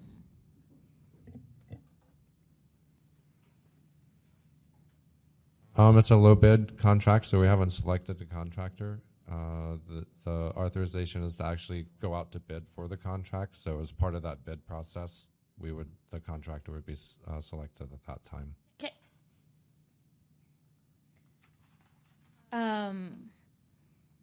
Do we have to authorize this today in order to be able to keep this to the timeline? Commissioner Fellman, I heard him ask for you to explore one more alternative option, and I'm wondering if there might be time allowable for us to just look into that. To be clear, we have explored a number of different alternatives, and topping is not something we're comfortable moving forward with. I'll have to admit, I grew up with a nursery. I planted more trees than probably everyone here combined. I love the forest. I go out hiking, but this is just one of those things. It's trees near an airport at a higher elevation than the airport that are growing tall. It's math, and it is what it is. All right. Hearing no further questions for this item, is there a motion and a second to adopt item 10A? So moved. Second. Commissioners, is there any additional discussion or debate on this item? All right. Hearing none. Clerk Hart, please call the roll for the vote. Commissioners, as a reminder, please say aye or nay when your name is called. Thank you. Beginning with Commissioner Cho. Aye. Thank you. Commissioner Fellman. Aye. Thank you. Commissioner Calkins. Aye. Thank you. Commissioner Hasegawa. Aye. Thank you. 4 ayes, 0 nays for this item. Thank you. And the motion passes. Thank you all for your work on this. Clerk Hart, please read the next item into the record, and we'll have Commission's Chief of Staff Aaron Pritchard introduce it. Thank you. This is agenda item 10B, order number 2026-02, an order of the Port Commission to increase transparency and reporting standards and requirements for the Port of Seattle Police Department. Good afternoon, Commissioners and Executive Director. My name is Aaron Pritchard. I'm Chief of Staff for the Commission Office. Today we bring forward this order for the Port of Seattle Commission to increase transparency reporting standards for the Port of Seattle Police Department. Primarily, I just want to thank the Chief Villa and Wendy Ryder for the partnership and working with Commissioner Hasegawa to come to a place where we can all proceed with this order. Any of these matters are always inherently sensitive, and the deep work and time that folks took not only to work on this order, but to establish the relationships at the airport, across agencies, and to work with commissioners has made this a process I think we can all be very proud of. So thank you, and I'll pass it over to Francis. Thank you very much, Aaron. Good afternoon, Commission President Calkins, Commissioners, and Executive Director Metric. My name is Francis Cho, Commission Strategic Advisor. Today, Commissioner Hasegawa will present Order 2026-02, which advances transparency and accountability standards for the Port of Seattle Police Department. This order comes at a critical moment for our region and our country. The current political climate has created unprecedented levels of fear and confusion in our communities. The federal administration's immigration enforcement actions have left many travelers, workers, and visitors uncertain about who they can trust and what to expect when they come through our facilities. This uncertainty is not abstract. It affects real people moving through SCA Airport and our maritime facilities every single day. The port has a responsibility to provide clarity. When someone sees a law enforcement officer at any of our facilities, they should immediately know whether that officer is a port officer or is of another jurisdiction. This distinction matters deeply to public trust and to the sense of safety and welcome we want every single person to feel at our port facilities. This order addresses three core areas. First, it eliminates potentially confusing naming conventions, specifically the Homeland Security Division distinction, and enhances port branding on uniforms to ensure clear visual identification. Second, it establishes notification protocols for pre-planned training operation in public areas. Third, it strengthens annual reporting requirements on use of force and complaint handling, providing this commission and the public with the comprehensive data needed for meaningful accountability.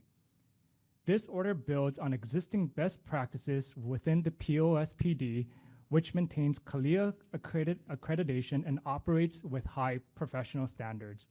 What we're doing today is ensuring those standards are visible, that POSPD operations are transparent, and that our policing reflects the port's values of equity, inclusion, and public service. With that, I'll turn it over to Commissioner Hasegawa to present the order in detail. Thank you very much to Strategic Advisor Cho, who has been working with us hand in hand on this and drafting this order.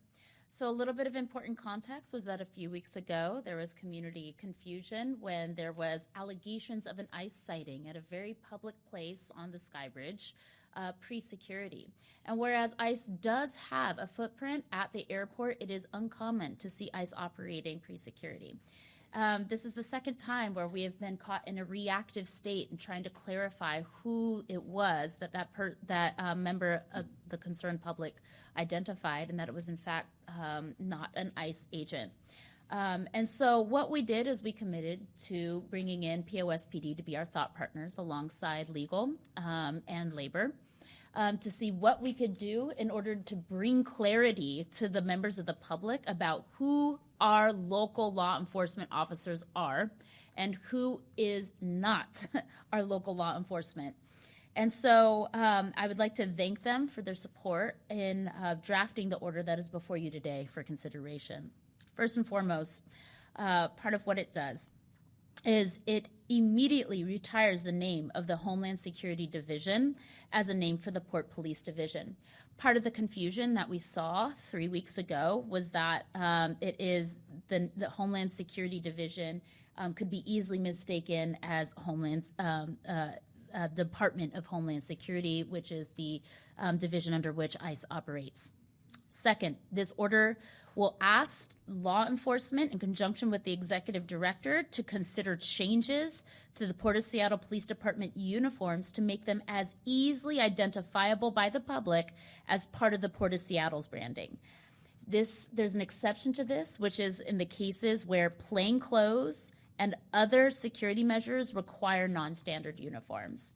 And third, it will improve internal communication processes so that we can shift away from a reactive role towards a proactive approach to alerting people and knowing internally about pre-planned patrol and training operations. In this way, the appropriate people internally, without compromising safety or operations, will know and be able to adequately respond if there's ever such a mistake again. That will streamline our own articulation with the general public at large and avoid any future confusions that may happen as a result of a mistaken sighting. Next, and I believe that this is important because our beloved Chief Villa has recently announced that he will be retiring. We will undergo a nationwide search for a new chief of police, and all of the applicants should know exactly what it is that we as commissioners expect in terms of communication and collaboration with the Port of Seattle Police Department. And what this will do is it will give a definite timeline for a comprehensive annual report. Right now, we receive the annual report on an annual basis, but it's unclear as to exactly when that will come to commission. This will make definitive that the annual report will come to us by Q3. In addition, the annual report must include a comprehensive use of force report, and that use of force report will also demonstrate demographic information, including race of subjects against whom force was used, and that could highlight any sort of trends that we may be observing. Next, it requires that a summary of both the commendations that our police department receives as well as the complaints that take place. And I'll give insight as to how those complaints are being received, including how they're categorized, whether they were sustained, and what disciplinary actions were taken when applicable. And again, at this point, the commission generally receives information haphazardly, and this will bring clarity exactly to trends that we are seeing, and we can see on a year-by-year basis differences in those trends. I would like to thank Deputy Executive Director Goon, as well as Chief Villa, our Director of Diversity, Equity, and Inclusion, Bukta Gesar, leaders from the Commission Office, our Director of Labor Relations, Mike Hell, and everybody else who's put in the hours and the effort to bring this order to where it is. There is one thing that I wanted to bring up for Executive Director Metrick, and that is the language in this says that in point 3 on line 46, that the Port of Seattle Police and all divisions therein shall consider additions or changes to the standard POSPD uniform that highlight for the public the connection with Port of Seattle and can easily be identified as the part of Port of Seattle's branding, except in cases where plainclothes or other security measures require non-standard uniforms. It's the use of the word shall consider additions, and I want to clarify with you and with Chief Villa, who is with us here today, that shall consider means that they're going to be coming with concrete proposals of how uniforms can be altered so that they're abundantly clearly aligned with Port of Seattle branding, and that a change will indeed be made. Commissioner Hasegawa, thank you, and thanks for all your efforts on this as well. I think that's exactly what our intent is to do that. But I would like, if it's okay, to invite Chief Villa up so we can make sure we have that. I'm looking around. I thought he was here. He is. Welcome, Chief. He's watching out for my 6 behind me, I think, in that. But I think we can address that specific question, Commissioner Hasegawa, because I believe that's our discussion. And let me just say this, is that, you know, within the uniforms of police officers are very important to them. And so we thought that delegating to them to come up with that on that differentiation is the way to treat this, and that's our discussion with Chief via myself and Deputy Executive Director Goon about this item. And so that's we thought the best way to approach that, and nobody knows better than themselves about how to come up with that and how to have that differentiation. So, Chief, if you want to talk about that, and if that's okay, President Cock. Absolutely. Thank you, and good afternoon. Chief Mike Villa with the Port of Seattle Police Department, currently wearing our current uniform that we have. But if I could just say a couple comments, if it'd be okay before addressing that question. The first thing is just that I really appreciate the opportunity that I have had, the police department has had, to provide input to the order, to collaborate with Commissioner Hasegawa and with the commissioners. We really do have a good partnership that we've had for many years. And so, again, this was an issue that I understand we're trying to deal with some very sensitive things. And so I think it is important for us to be at the table and appreciate that opportunity that we've had. Secondly, it's just I also want to make sure that the community as well as my staff just hears again and knows, I know it's already been stated, that the Port of Seattle Police is an exemplary, very professional law enforcement agency, and this order does not reflect at all in a negative way towards the police department. I mean, we are an agency that has very high transparency as far as our activities go. We're an agency where we hold our employees accountable. It starts with the chief of police and holding myself accountable, as well as the rest of the department. And just the men and women who work in the police department do a phenomenal job of protecting our facilities. And again, the order doesn't reflect negative upon that at all. And I know you said the same thing, and there's wording in the order that speaks to that as well. The fourth thing, or the third thing, I actually just want to touch on real quick, and this comes more directly to answering the question, is that, for the police department, several years ago, we established our strategic anchors, the things that we needed to make sure to continue to do to be successful in completing the purpose, the mission that we have. And, the first one of those was just staff wellness, that our employees they're healthy, they're well, they're ready to work when they come to work. The second thing was that we have very effective partnerships with all of our stakeholders, federal, state, partnerships with the commission and everyone that we're working with aviation security, maritime, and so that was very key to our success. The third was counterterrorism expertise and capabilities. And we needed to make sure, just given the threats that we have to aviation and maritime, that we are a police department that is ready if something bad happens or there's a bad threat that comes on our properties. But the fourth strategic anchor was customer service. And that really dealt with, it's key for us to be successful that when people come through our facilities, they feel welcome. They're not afraid. We're providing exemplary customer service. And that is one of the things that really distinguishes us from a lot of other police agencies. We have a lot of lateral police officers that come and work for us, and they would testify, as myself being a lateral, that differentiates and really sets our agency apart from a lot of other agencies is that level of customer service that we provide, the traveler experience that folks have when they encounter and interact with our officers. And so in saying all that and coming back to this order is that, our intent is, as Executive Director Metrick mentioned, regarding the uniforms, and we want to do everything that we can to eliminate or limit stress or that folks have as they come through. And so we don't want there to be any confusion between us and federal immigration enforcement authorities. So we are 100% committed. If the order passes today, we're 100% committed to it. Actually, if it doesn't pass today, we're 100% committed to doing the things in the order and are actually in process of doing most of the things that are in the order already. Regarding the uniforms, we already have a committee set up that's reviewing uniforms, looking at that, and people assigned to do that. We do want to get input from our staff. As Executive Director Metrick said, uniforms are very important.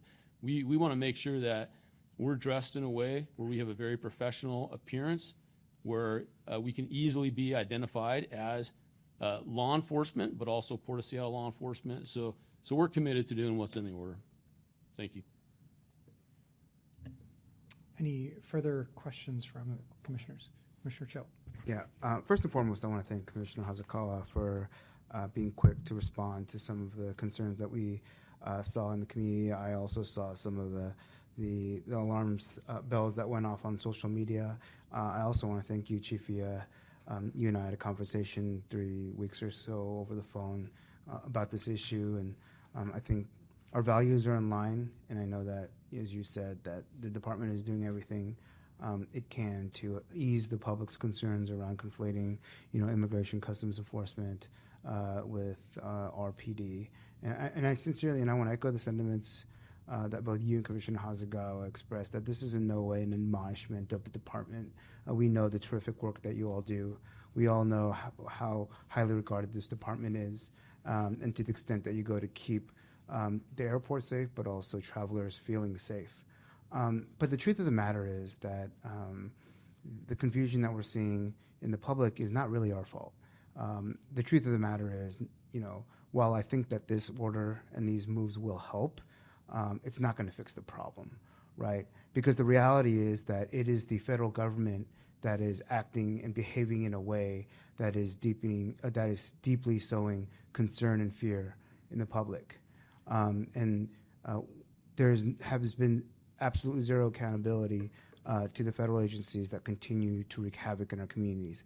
I mean, I understand how the public may have confused our units with ICE, but if I can speak candidly, I've seen videos and footage of supposed ICE agents wearing plain clothes.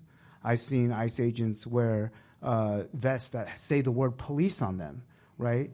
And so at what point do we draw a line and say, okay, are our police officers not going to wear uniforms that say police on them because people might conflate them with ICE, right?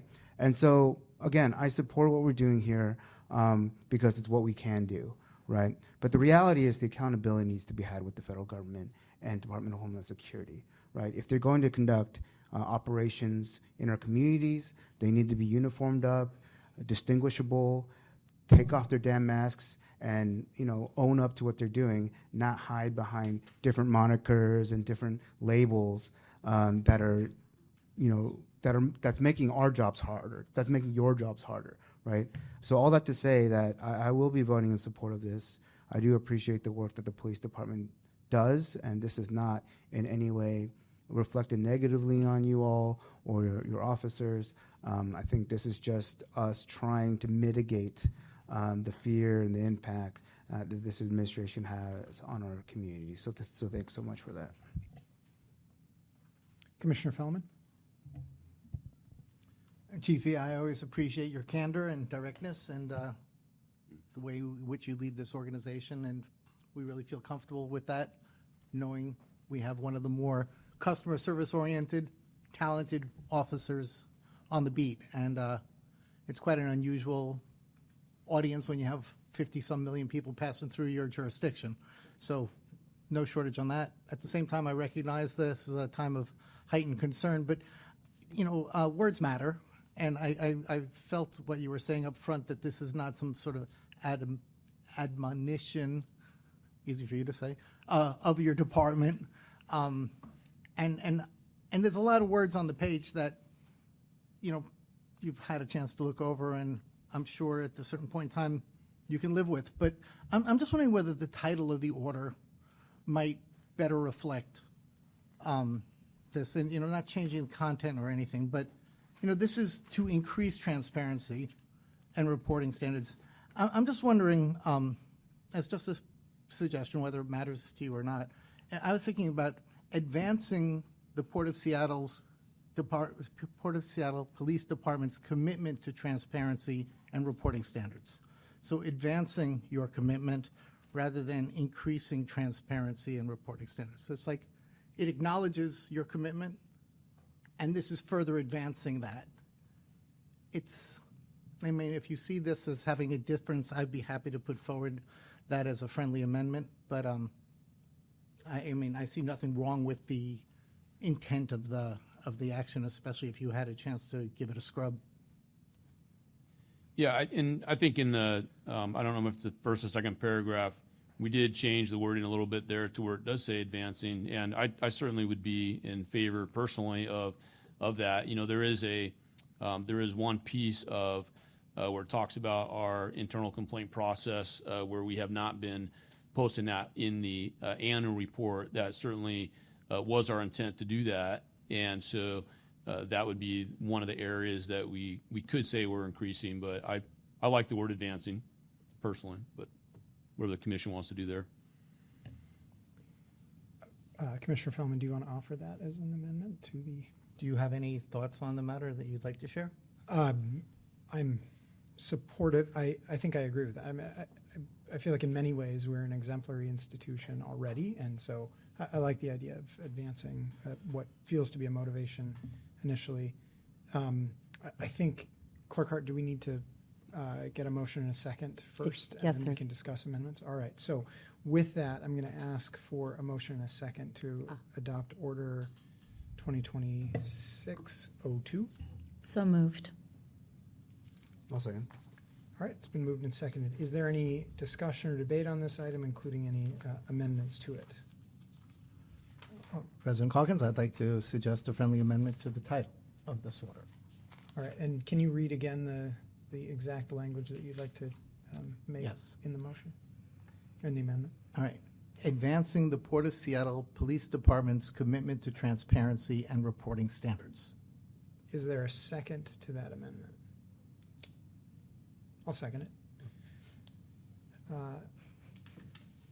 At this point, we're going to entertain discussion and debate on the amendment itself.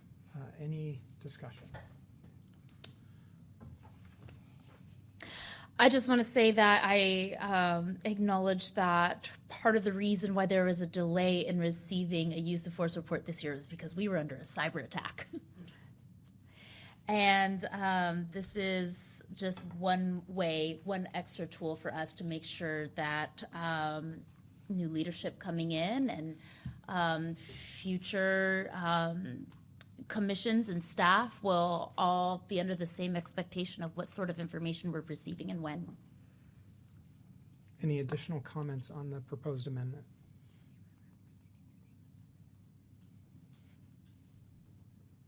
Okay, with that, we have an amendment on the floor to the title.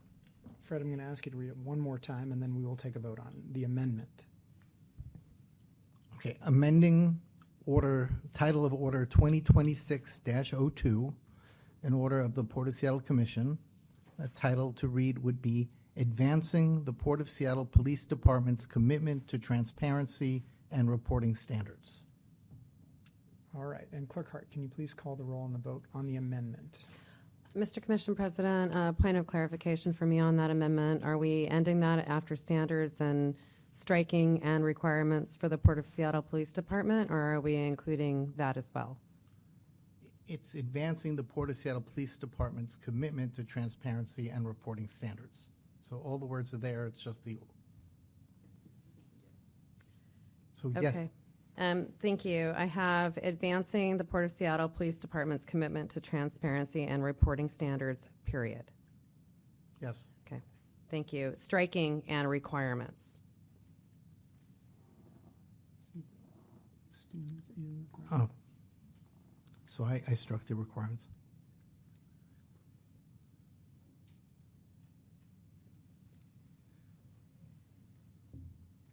Okay. I am agnostic. Reporting standard requirements, if that's more inclusive of that, then please, thank you for catching that. Sure. Adding the word requirements. Thank you for that clarity. There is a motion to amend before you. All right, and let's take the roll on that vote. Thank you. On the primary amendment, beginning with Commissioner Cho. Aye. Thank you, Commissioner Felleman. Aye. Thank you, Commissioner Hasagawa. Aye. Thank you, Commissioner Calkins. Aye. Thank you. 4 ayes, 0 nays on the primary amendment. So the amendment passes. So now, one final pass on any discussion on the primary motion. I have not had a chance to share my thoughts on this are, I guess I kind of go to an almost a sort of ethics or philosophy of policing that I've had the opportunity to participate in this discussion now since 2020 when we stood up the I forget what we called it, the work group, the consortium that was examining the state of policing, and particularly at our department, and resulted in a very significant report with many recommendations for improvements. And my kind of high-level takeaway from that was there are a variety of philosophies of policing that are used in the United States. And it is our intent to employ the philosophy of policing that achieves the mission of the police department and does so in a way that it undertakes the philosophy from a guardian standpoint. And I know that's cliched in policing circles, but I genuinely believe this is what we're talking about again here, which is your comments about the professionalism of the department, the high level of training required for this role in particular, the idea that customer service needs to be embedded in this department because we have 53 million people pass through that facility every year. That is truly unique to our department. And so we do hold ourselves to a much higher standard than I think a typical police department would.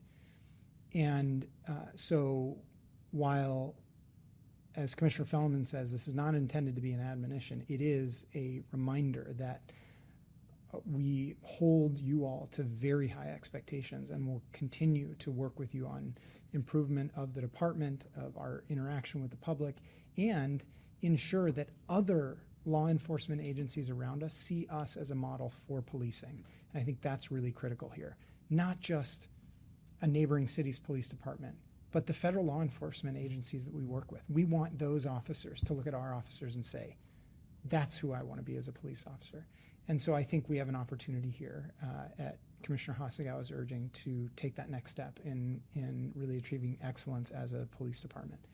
And it really does come in a context in which we have a lot of folks who are frightened and who just don't know who to turn to. And so that clarity on uniforms and identification is really vital to know that people can come to you in oftentimes in the worst moment of their life and know that there is that there will be a welcome hand there. So with that, and hearing no further questions for this item, I would like to move us to a vote.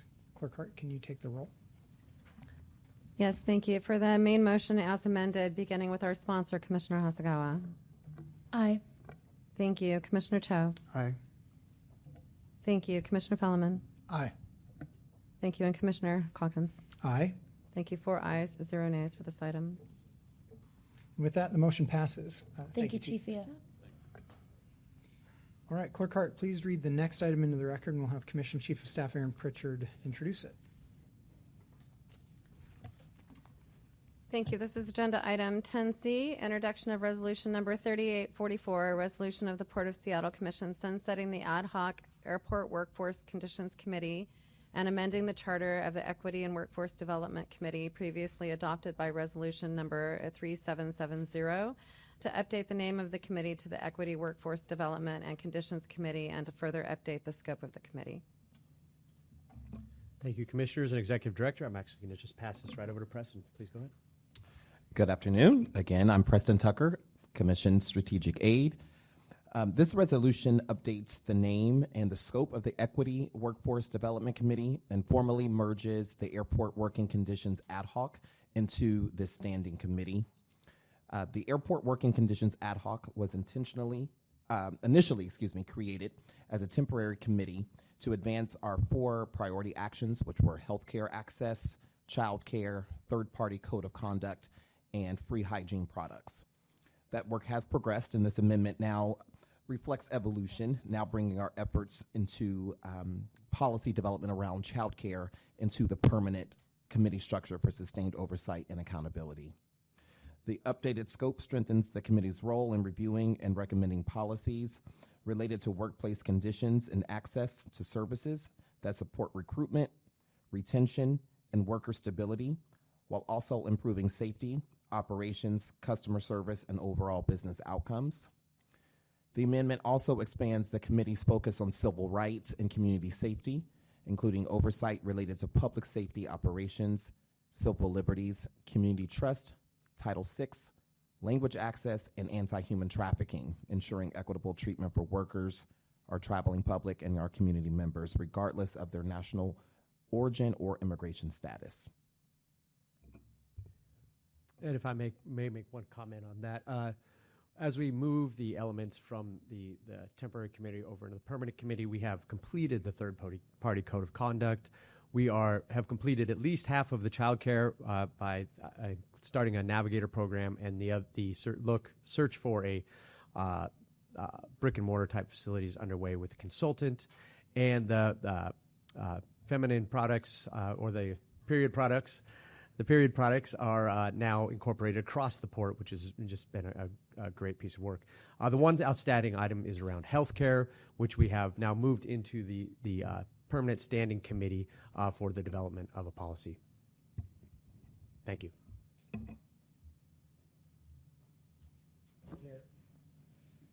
Are there any questions for staff at this time from commissioners? I'll go ahead and make the motion in support. Great. If there are no further questions for this item, is there a motion second to introduce resolution number So moved. 3844? I guess I'll second. All right, it's been moved and seconded. Any further discussion or debate on this item? Sure. So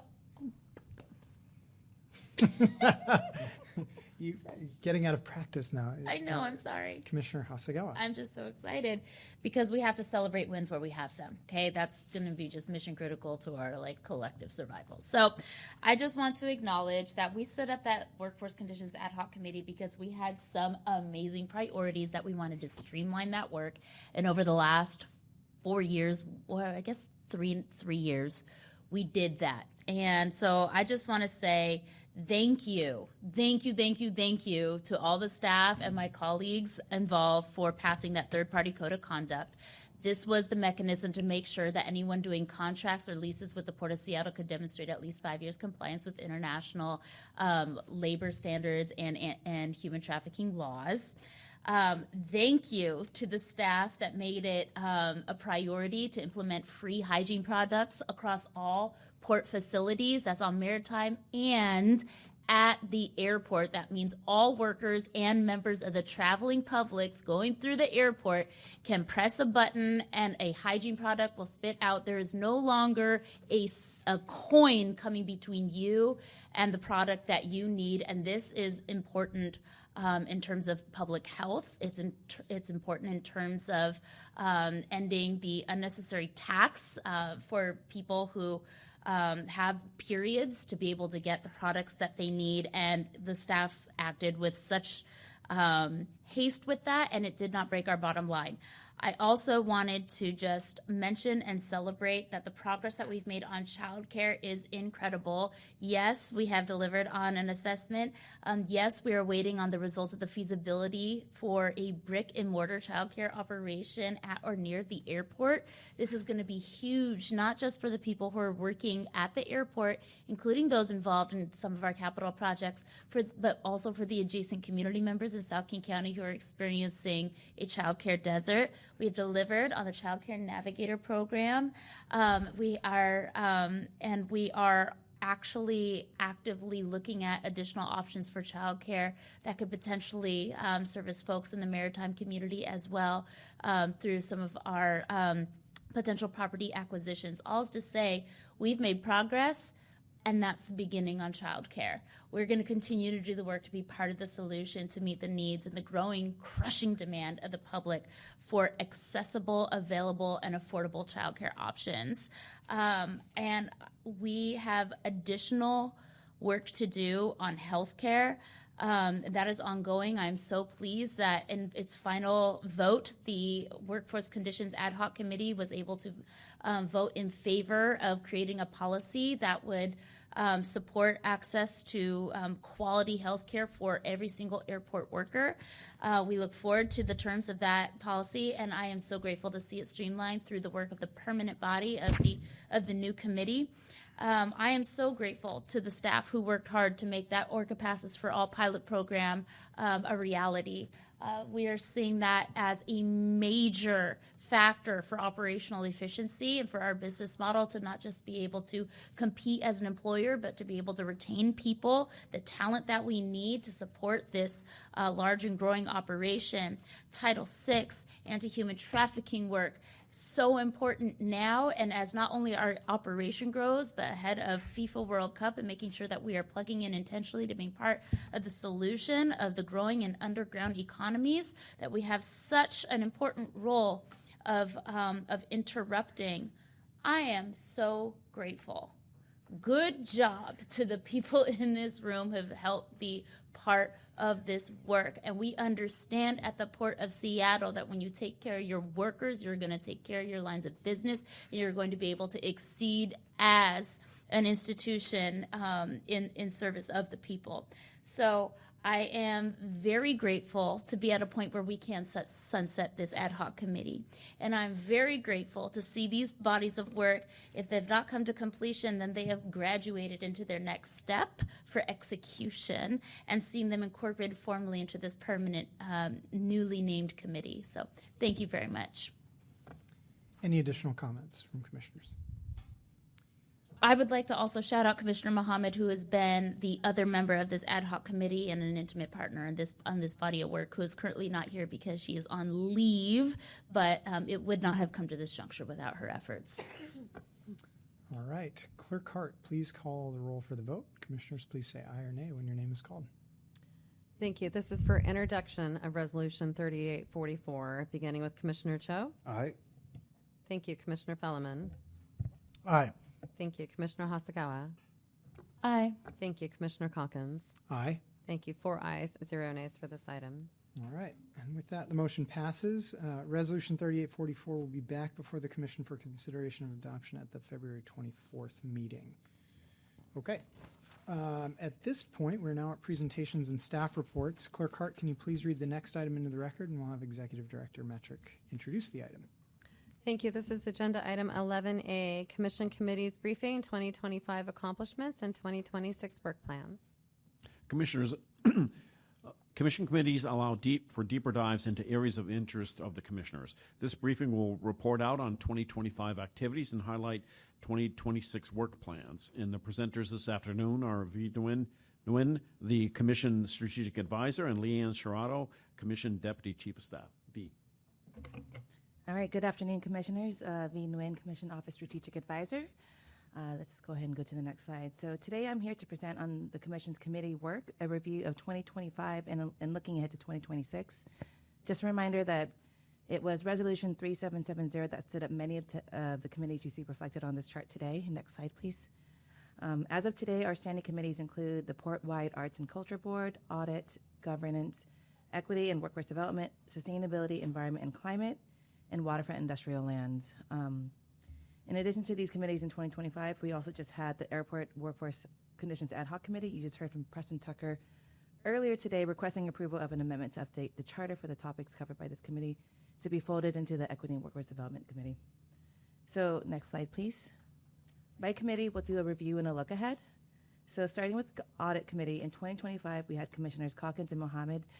They met 4 times last year, and the content covered oversight of the internal audit plan, as well as receipt of information related to external audit reports.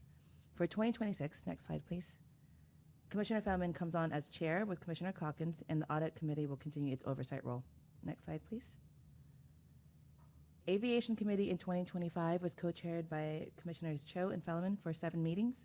Content covered included FIFA and Champions Cup preparation updates, ongoing briefings on SEA major projects and capital programs, federal affairs and state government updates, and programs like the Good Traveler / Choose carbon credits and the Ground Transportation Access Program. Next slide, please. For 2026, Commissioner Cho is joined by Commissioner Mohammed on committee. There is an anticipated 8 meetings for the year to cover similar topics as 2025. including, or in addition to the SEA Future Energy Supply and Demand Strategy, and then the Business Intelligence Passenger Survey added to the docket. Next slide, please. The Equity and Workforce Development Committee is co-chaired by Commissioners Hasagawa and Mohammed for both 2025 and 2026. Topics covered in 2025 included the Diversity and Contracting Directive update, as well as briefing items on the Port's Economic Development Partnership Programs, the Youth Maritime Career Launch, anti-human trafficking efforts by the Port, and the WIMBY Annual Report. For 2026, next slide please, sorry. For 2026, additional topics identified for committee include public safety operations, workplace conditions, immigration matters, and Title VI. This is, of course, dependent on the requested committee charter amendment approval. Next slide, please. So, Governance Committee historically is chaired by the previous Commission President and the current. So, for 2025, the co-chairs were Commissioner Mohammed and Hasagawa again for 2025, and then for 2026, it's Commissioner Hasagawa and Commissioner Calkins. The Governance Committee meets on an as-needed basis. Next slide, please. So next we have the Sustainability, Environment, and Climate Committee. For 2025, SEAC was chaired by Commissioners Calkins and Cho. They met 9 times, covering a long list of port initiatives and work from the Seattle Waterfront Clean Energy Strategy, Pre-Season Cruise Environmental Dashboard, the Maritime Climate and Air Action Plan Implementation Update, the Sustainable Maritime Fuels Collective, the Green Corridor Feasibility Study, and of course, annual reports on Scope 1 and Scope 2 emissions, as well as the Port Sustainability Evaluation Framework. So for 2026, Commissioner Fellman joins Commissioner Calkins for the year. In addition to the topics I just listed, additional briefing items include the Clean Ports Planning Grant, the Environmental Justice Framework, the Building Energy and Program Update, and updates on our sustainable fuels work in maritime and aviation. Okay, so we're almost hitting the home stretch here. Next slide, please. All right, so next up we have the Waterfront and Industrial Lands Committee. Last year was co-chaired by Commissioners Fellman and Calkins. This committee did not meet very often last year, in large part due to our commissioners working alongside staff to protect industrial lands in SODO from legislation pursued and adopted by Seattle City Council. I think you all know how that has turned out, so I won't go into details. The meetings that we did have last year in 2025, there were updates on foreign mobility, the Jack Block Park, and plans for redevelopment and investment in the SODO-Binbig areas. Next slide, please. So for 2026, we have Commissioner Fellman and Commissioner Cho. Topics identified for discussion include, big surprise, I'm glad you're all sitting down, industrial lands plans, real estate portfolio updates, WASCA and Federal Center South, and the Seattle Green Economy Visioning and Opportunities. All right, next slide, please. Port-wide Arts and Culture Board. In 2025, we have Commissioners Fellman and Calkins as board members, along with members of the public who are appointed to this board. They met 4 times. Topics for discussion were art projects and acquisitions, conservation and maintenance, new installations and mural, and a Lumiere group update. Next slide, please. So I do have a typo on this 2026 slide. So membership for 2026 is Commissioner Fellman along with Commissioner Mohammed, and topics include a lot of what we did last year, but also, in addition, is partnerships for public performances and wayfinding, which is really important for a FIFA year, the FIFA year rather, and temporary art opportunities. And next slide, please. And finally, we have a review of the 2025 Airport Workforce Ad Hoc Committee. Commissioner Hasagawa did a wonderful job encapsulating the work of this ad hoc committee. Again, this committee was chaired by Commissioners Mohammed and Hasagawa. They met 5 times last year and covered critical issues impacting the airport workforce. Commissioners received updates and briefings on the SEA Healthcare Workers Initiative, childcare access for SEA workers, airport badging for labor, and the transit pass pilots. So this concludes my report out, and I'm very glad that there are no questions. Thank you. All right, moving on to the next slide. No. Commissioners, any questions or comments on the committee report? That's a good way to segue. Commissioner Hasagawa? Do we have a summary of hours of committee work? Would that be meeting time or everything? The meeting time. I can have that to you by the end of the day. Okay. A lot is the short answer, I think. Any other questions or comments? Commissioner Fellman? I guess all we really are required to do is show up at 2 meetings a month and 1 Seaport Alliance meeting a month, and we just take these opportunities to contribute to the greater good on our own volition. But I just wanted to thank you for the organization of this summary. It was really a great condensation of a lot of work, and I think you can multiply by 30 minutes or half an hour to get your total hours. But honestly, it was a great summation. And one of the things I just think maybe in the future that for these projects that are continuations, I'm particularly interested in the Good Traveler program and choose, that we initiate something in one committee, we go on to the next committee to be able to have some continuity, seeing how those initiatives progressed. That's a little bit of a challenge as we change committees, but that was just in general. I think this visibility between committees, this is a great moment to get that visibility, but it's after we're all done, and there's probably crossover in the course of the year that might help fertilize further conversations. But thanks again. I really appreciate the summary. And I will just add, it's nice to have the kind of roll-up format of the summary because it really reminds me of the evolution of the structure of the commission office since really I think when Fred first joined and it's part of his legacy as a commissioner is to kind of recognize that it used to be everything was done as a committee of the whole, which is burdensome and onerous and doesn't really recognize that there are passions and expertise that can come to play that serve the body better than having all of us try to weigh in on all things. And so in this sense, we have, I think, created a work strategy for the commission that is much more productive in a lot of ways. I also think it rests upon a fundamental confidence amongst us, a trust amongst us that I can say, if Sam and Fred are going to take this committee, I know that the work is going to get done in an effective way, and that the important output of that will come to a commission vote as necessary, but that I can trust that the committee will do the legwork on really drilling in on topics that require us to kind of get into the weeds on stuff. So, I think the other thing to Fred's point is as we continue to evolve this, and when we first stood it up, we weren't very good at that, is the reporting out, making sure the rest of the commissioners know what has happened in those committee meetings and sharing that also with the public too. So thank you, V, for the presentation. And Mr. President, if I may, just one comment. That you took a lot of what I was going to say, particularly about the trust between commissioners. That's really been one of the big evolutions. Is commissioners didn't want to give up all that work, and now you've really come to the place where you trust each other to take care of it. So I appreciate that. I also just want to note that the executive also takes this very seriously. This is a sort of Bill's, I don't want to say house of cards, but we've put it together, and the executive also uses it now as an avenue to deliver those important policy questions before they're fully formulated, which is also a stretch sometimes. They want to bring you the complete product, but sharing that a little earlier has been real productive. And finally, also of course, our strategic advisors do a great job working with the exec to develop these.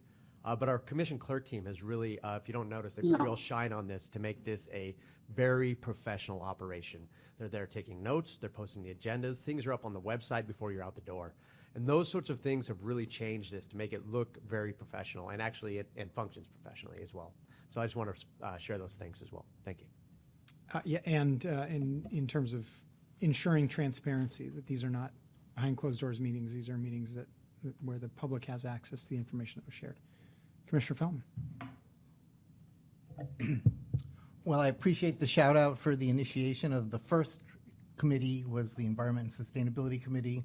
I came in on the heels of how much oil should the Port of Seattle handle on the heels of Shell, and I said, that's the wrong question. What are we going to do to reduce our own footprint? But it was really the leadership of our Chief of Staff, Aaron Pritchard, who created this overall structure that allowed us to evolve to the state we are. So I very much appreciate that work, and I'm glad that it's being felt throughout the organization as a constructive contribution. Mm-hmm.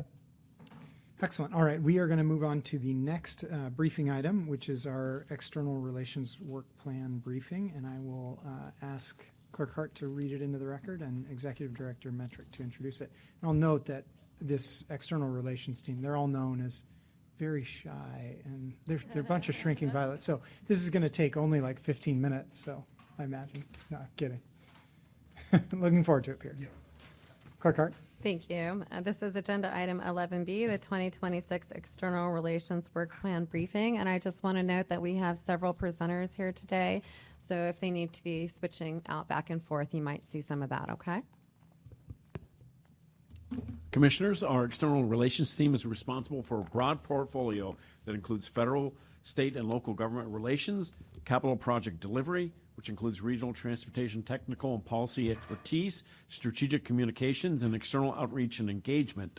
This briefing, which actually touches almost everything we do at the port, or everything we do at the port, is normally provided during the first commission retreat of the year. However, given that the retreat is not until March, we wanted to offer it during today's meeting instead to preview the breadth of work that this team is preparing for in the coming year throughout 2026. The presenters are, beginning with Pierce Edwards, Senior Director of External Relations, Nate Caminos, Director, Office of Government Relations, Catherine Fountain, Acting Director, Communications and Marketing, Claire Gallagher, Director of External Relations and Capital Project Deliveries, Sally Del Fierro, Director of Community Engagement, and Karen Zog-Black, Internal Relations and Protocol. I don't know if all those folks are here, but I imagine that they are. So I'll turn it over to Senior Director Edwards.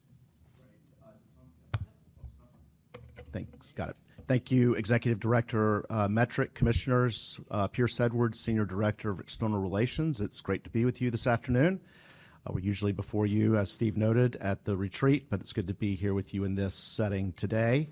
As Steve noted, I'm joined by my director colleagues and Karen Zog-Black for today's presentation and to answer any questions you may have.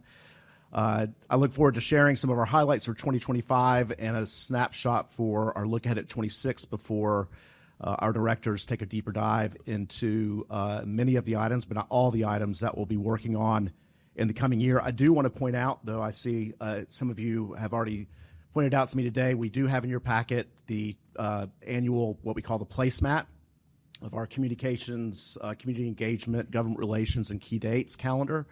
We update this pretty frequently throughout the year, and if you have suggestions for additions, please send them our way. I know it's meant to be all-inclusive, but there are things that we leave out, and there are things that come up during the course of the year that we want to add on to that calendar. Next slide, please. As many of you know, our external relations team is made up of, external relations department is made up of 4 teams: communications, government relations, community engagement, and strategic initiatives. And as Steve noted in his opening, one of the great things is that we work with so many people across the port, and our success is rooted not only in the strong collaboration engagement we have with the executive and commission office, but also with pretty much every department and team, division, what have you, across the entire organization throughout the year. And similarly, our work in the community touches a vast array of communities, and it is a relationship that is certainly not a one-way conversation, but a two-way conversation, one that is a welcoming conversation that we're actively listening and not talking to the public. It helps us build an environment for greater connectivity, but also for long-lasting relationships with the public, where everyone thinks and believes and knows that they have a seat at the table. And that work that we do, that engagement helps drive, and what we hear from the community helps drive our work across our team in government relations, communications and marketing, and strategic initiatives, and really core to our work. And I think it's been great. The Duwamish Valley was really one of those first programs where it wasn't us going to tell people what we're doing. It was one that we listened to the public about what they wanted us to do, and that has become more rooted in our work each and every year since the foundation of that project. We face stiff federal headwinds, as we're all aware, many of which are not aligned with port values. But we will continue working side by side with everyone across the port to work on those projects that do reflect our values and support those port initiatives and business lines. And we think this really helps ensure the port remains a trusted partner and an economic catalyst for the region, strengthened by our community engagement, government relations, and communications and aligned communications. Next slide.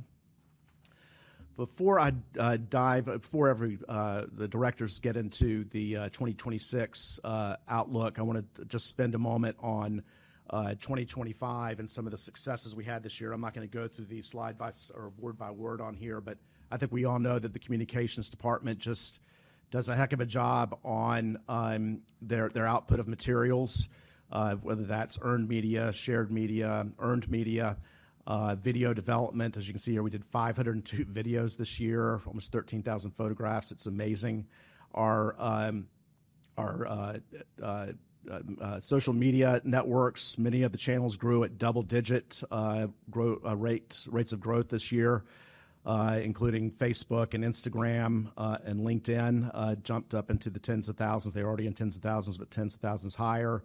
Overall, we have over 300,000 followers on our combined channels. The commission blogs still receive some of our highest viewership and readership, just FYI. It's those communications really do reach a large segment of our community. What's not on this slide is the awards that our communications department was recognized with this year. 3 from the Airports Council International, winners of the year for responsive communications to the cyber attack, winner for partnering with concessionaires or service providers, and the customer service experience programs for a large airport for Jet the Otter.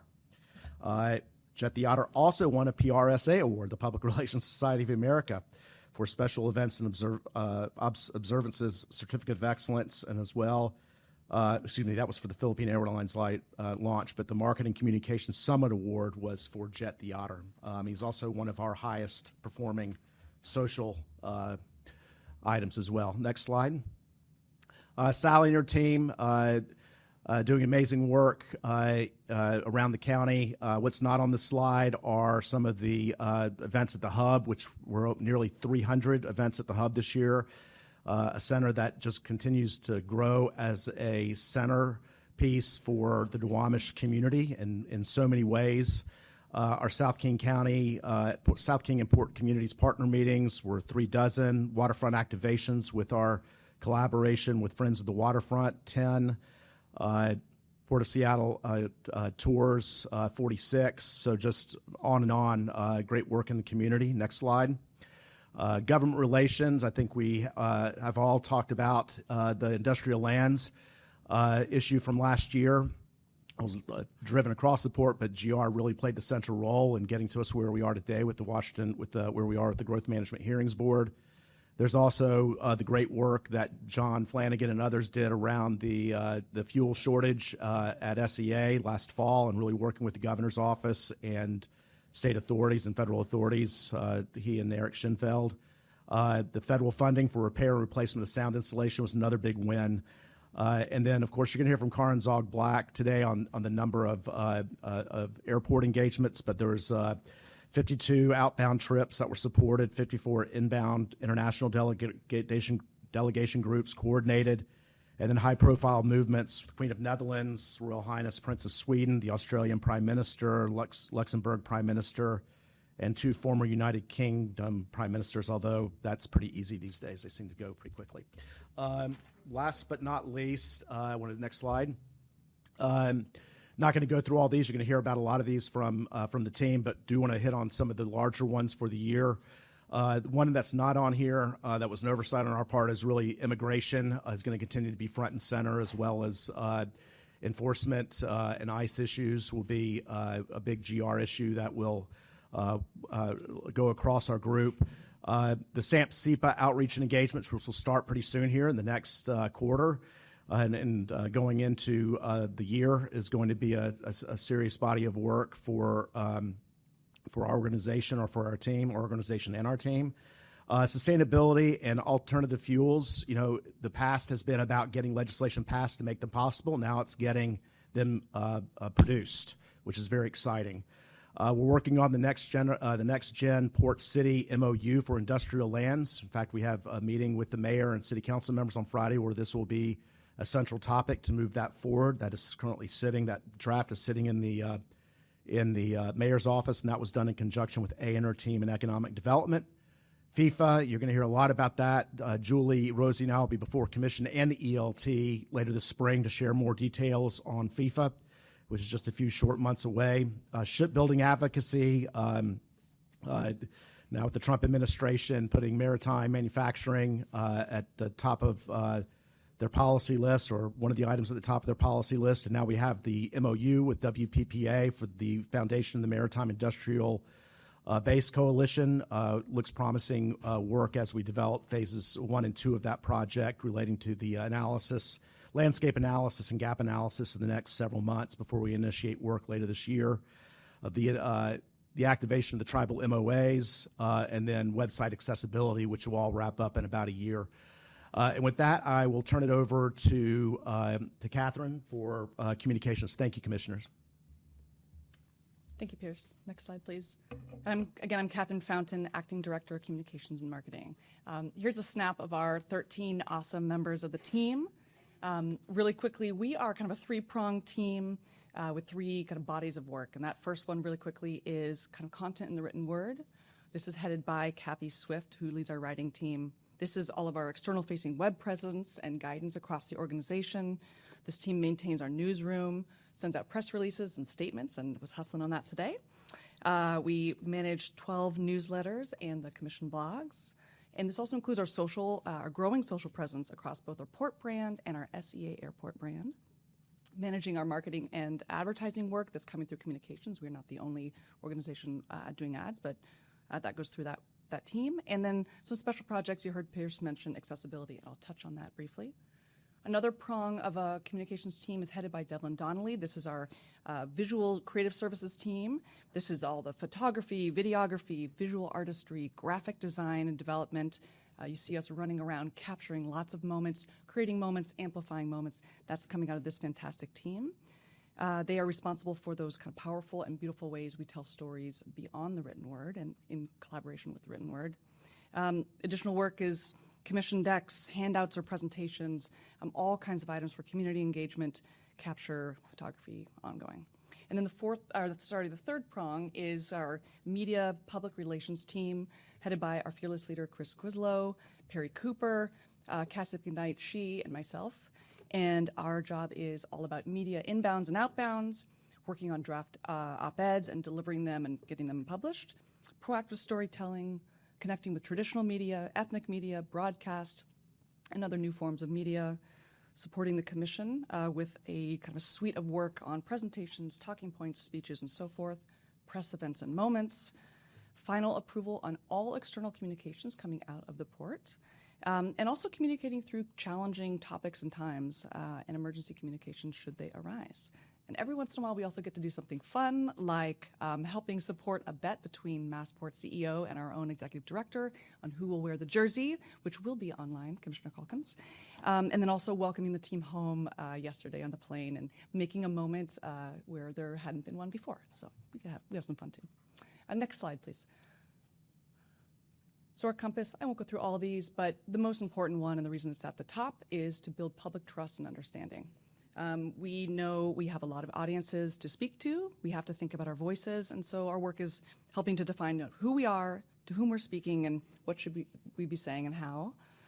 So again, this is number one, public trust, helping the public and key stakeholders understand our organization, our lines of business, our policies, our positions and efforts, and kind of the purpose underneath.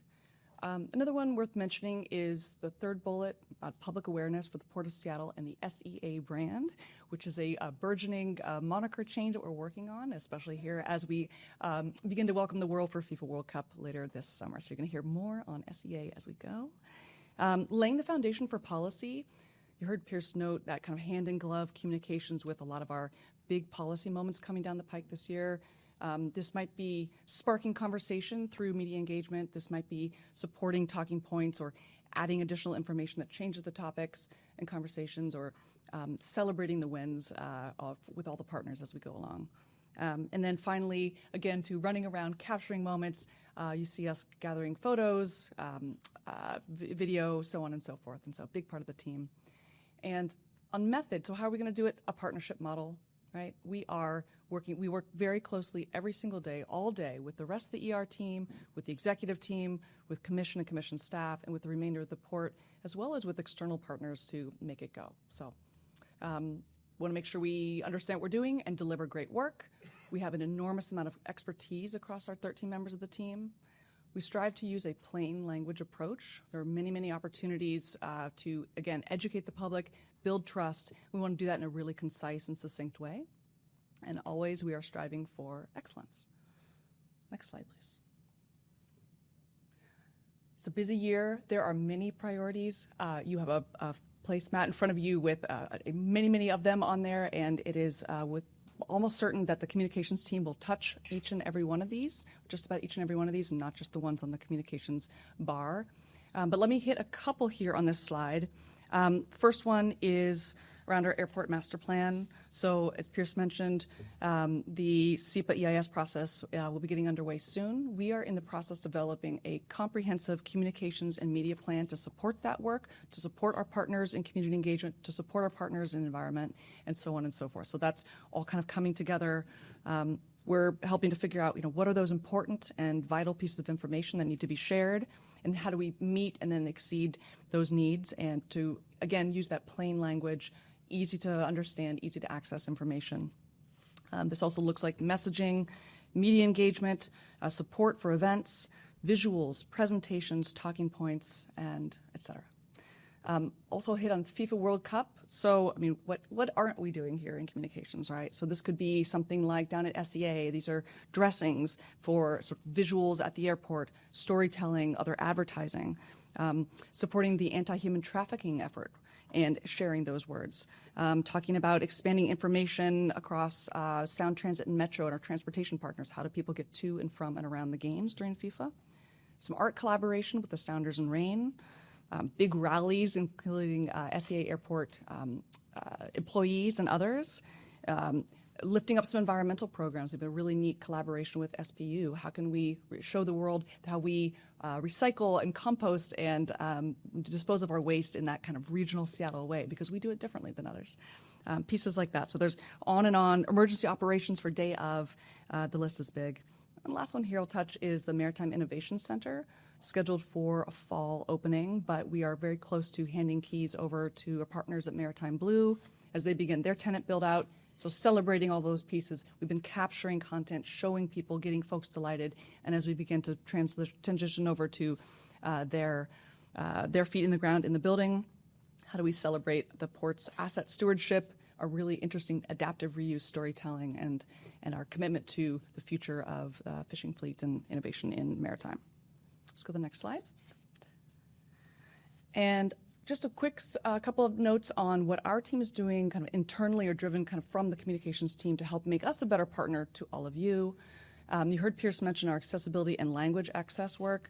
We're about halfway through about a 3-year-long program. I believe the commission has been briefed on this. But again, there's a variety of things in play, but this has included accessibility training at our tech hub and through external relations team meetings. We launched an accessibility library and have developed a number of training materials on Brand Central. We're now testing and remediating pages, and there are more than 10,000 of them across the port website. So it's a massive undertaking, and thank you to Kathy Swift for driving on that. We're installing an accessibility testing platform and also developing some templates that will help all of us ensure that we're compliant as we go forward, as we also look back and sort of repair and fix and existing content.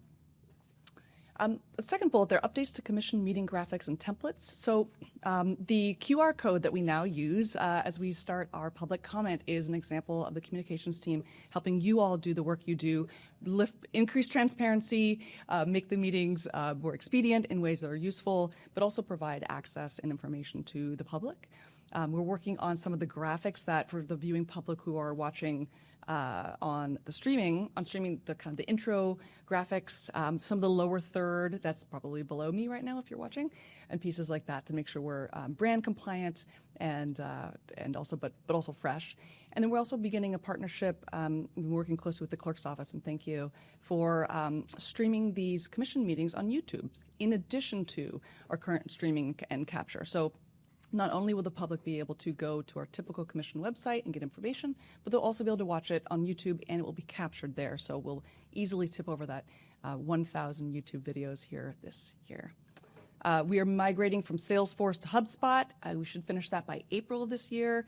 And that involves changing over our 12 newsletters and, several dozen lists.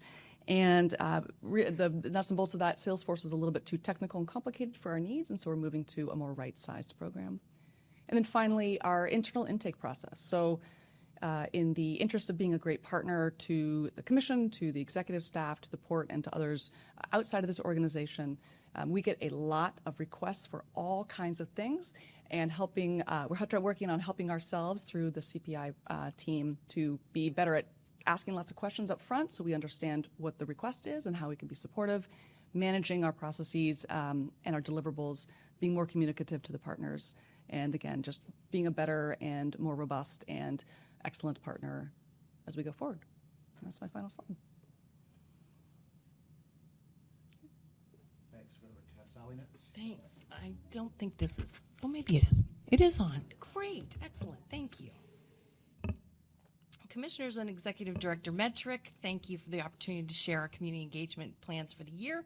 We're grateful for your leadership and involvement in the work we do. I'm Sally Del Fiero, the Director of Community Engagement, presenting on behalf of a dedicated team of community engagement professionals with 120 years of experience at the Port.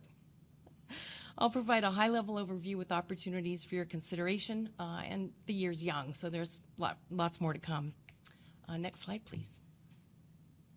Our work is guided by proactive and equitable engagement practices with an emphasis on building sustainable relationships, co-creating engagement strategies, and returning benefits to our near-port communities. Next slide, please. We have a number of programs focused on a county-wide audience. Our State of the Port Breakfast is coming up on March 12th, bringing guests to the waterfront, having been on the east side for the last 2 years. We look forward to hearing from each of you as you share your priorities. Attendance is expected to exceed around 400. You'll remember our snow day last year, and we still exceeded 300. So we know it's a key touch point for us. We're preparing for 2 grand opening celebrations, SEA's Sea Concourse in May and the Maritime Innovation Center in the fall. And throughout the year, we'll continue to offer working waterfront and airport tours as really some of the best ways we tell our story. A key event for your participation this year is going to be the Elected Officials Boat Tour on August 6th in partnership with the Northwest Seaport Alliance.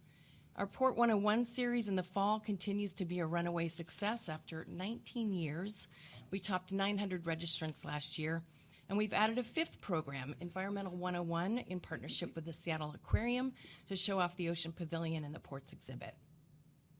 We're looking to switch up our annual West Seattle Chamber State of the Port this fall and provide a commissioner presentation at Terminal 5, followed by a cargo tour.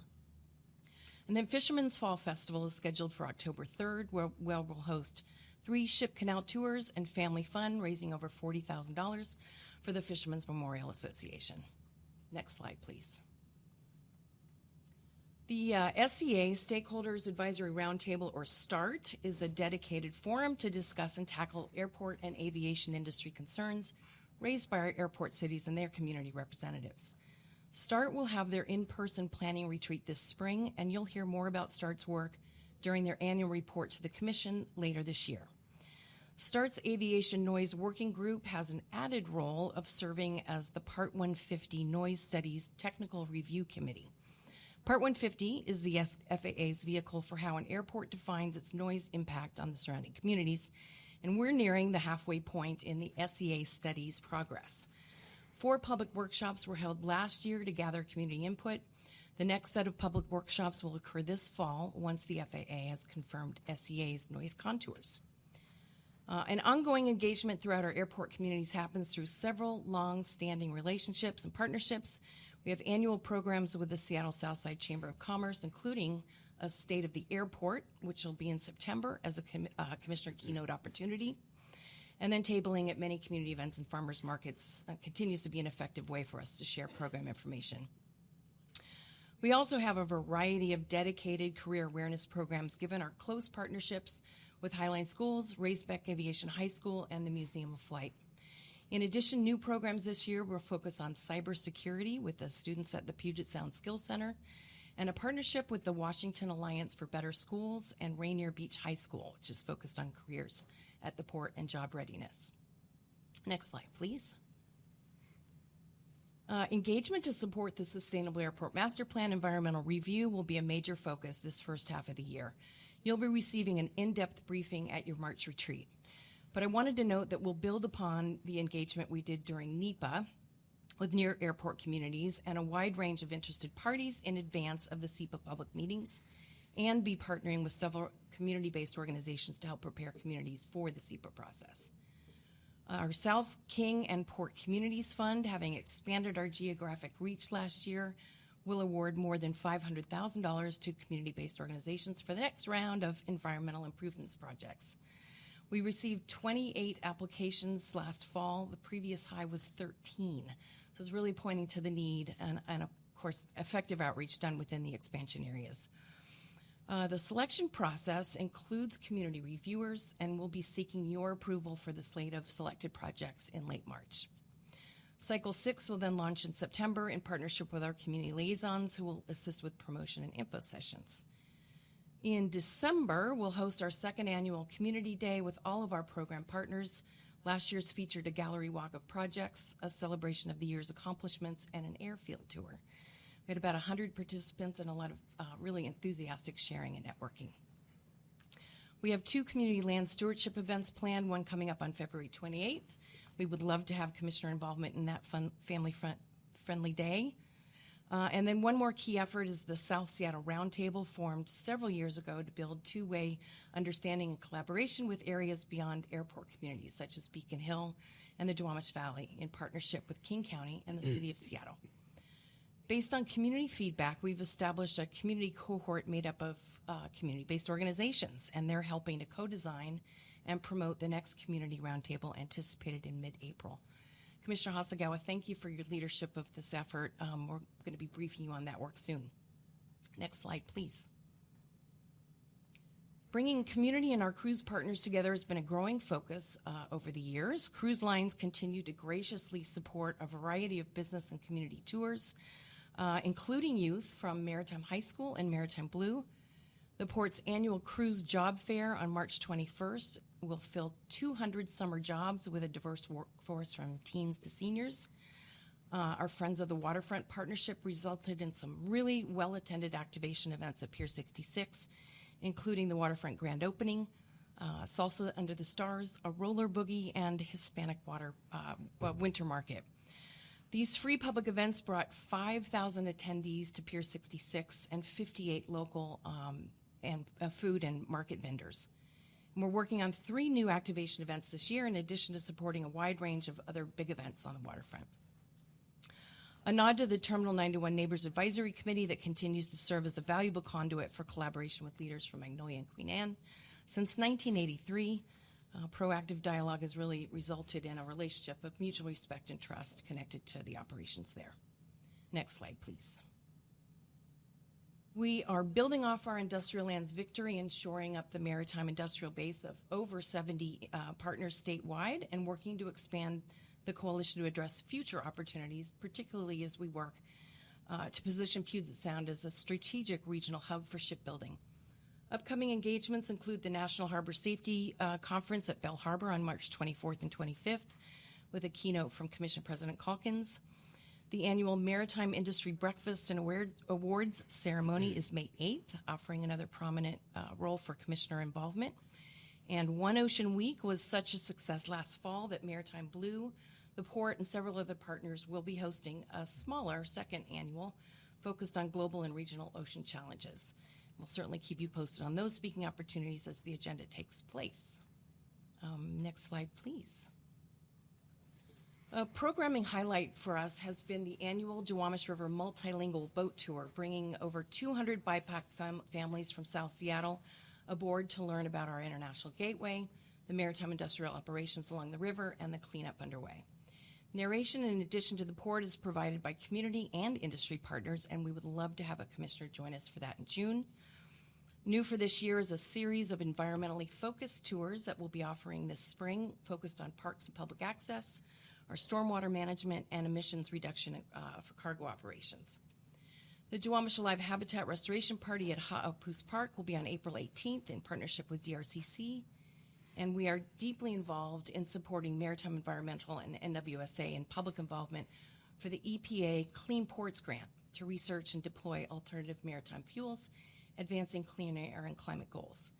We've got 2 community engagement projects that are funded by the grant, including a community liaison program to educate and engage communities in the solutions, and a digital engagement tool that's going to increase accessibility to information and encourage community input. Next slide, please.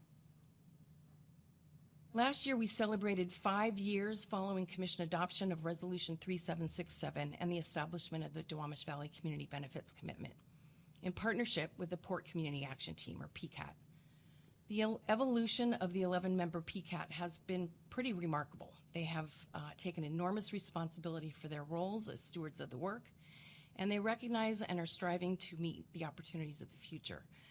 I want to flag that the PCAT at Commissioner Hasagawa's request is looking forward to co-presenting to the Commission this spring, so you'll hear directly from them.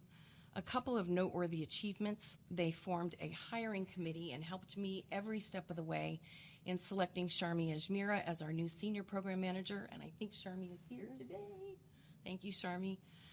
They've been alongside staff on the selection of several consultant contracts, and this has become an ingrained best practice for us. PCAT's been hosting a series of community dinners to support the development of a new 3-year strategic plan for the program, and I'll flag the annual dinner with commissioners that they look forward to. It will take place in September. In other areas of our Duwamish work, we've increased our focus on youth workforce education, and we'll be supporting the Duwamish Valley Youth to apply for our high school internship program. We have a minimum of 2 spots reserved for youth from 98108. And we're also launching a pilot program to coordinate field trips with Chief Sealth High School and Denny Middle School for exposure to port-related careers, in addition to a series of riverboat tours for youth in partnership with Seattle Public Utilities and Islandwood. Next slide, please. Our community hub in South Park, as Pierce mentioned, continues to be quite the hive, bringing community and public agencies together around environmental health, economic and workforce development, and community capacity building. We hosted 290 bookings last year, 89% with external users and 11% in port-sponsored events. We have a variety of super users there on a weekly basis, including Track Associates, who serves as our Duwamish Valley Career Navigator program led by Port Workforce Development. And we're extending our lease for another couple of years and excited to be working with PCAT and the real estate team on a design charrette to make some improvements to the space, maximize efficiency and functionality. Next slide, please. Lastly, our East King County engagement. Light rail connecting the east side to SEA starts up on March 28th. To help celebrate, we expect to host a station party at SEA and have a presence at the Mercer Island Station. We've enhanced our partnership with Leadership East Side, an organization we helped create and who's focused on both leadership development and equity training. They have an adaptive management challenge, and one of the projects this year is focused on regional air travel capacity. The cohort spent nearly a year meeting with airport staff and regional bodies, studying the topic through an adaptive community lens, and they'll be presenting their findings on March 19th. There's also a long list of sponsorships and events with our partners on the east side that'll be packaged for commissioner consideration throughout the year. One of our signature events, Port Unplugged on the east side, will be taking a hiatus this year given the regional focus on FIFA. But we'll be encouraging the east side cohorts to attend our elected officials boat tour in August, providing transportation from the east side to Pier 66 to streamline that experience. So thank you for allowing me to spotlight just some of what we know for the year ahead. We sincerely appreciate your involvement, as do our communities and partners. Looking forward to gaining any questions or feedback you have for us today. And now I'll hand it over to my colleague in Government Relations. Thank you, Sally. Good afternoon, Commissioners and Executive Director Metric. My name is Nate Caminos, Director of Government Relations here at the Port of Seattle, a.k.a. the Port's holiday mascot, a.k.a. JSN, Jump Shot Nate, as I keep hitting these threes like Jason Myers. For your enjoyment, I hope I have 11 more football references to celebrate the Seahawks' victory. I promise the rest Keep them coming. I love nearly as embarrassing for you and me, but maybe for Pierce.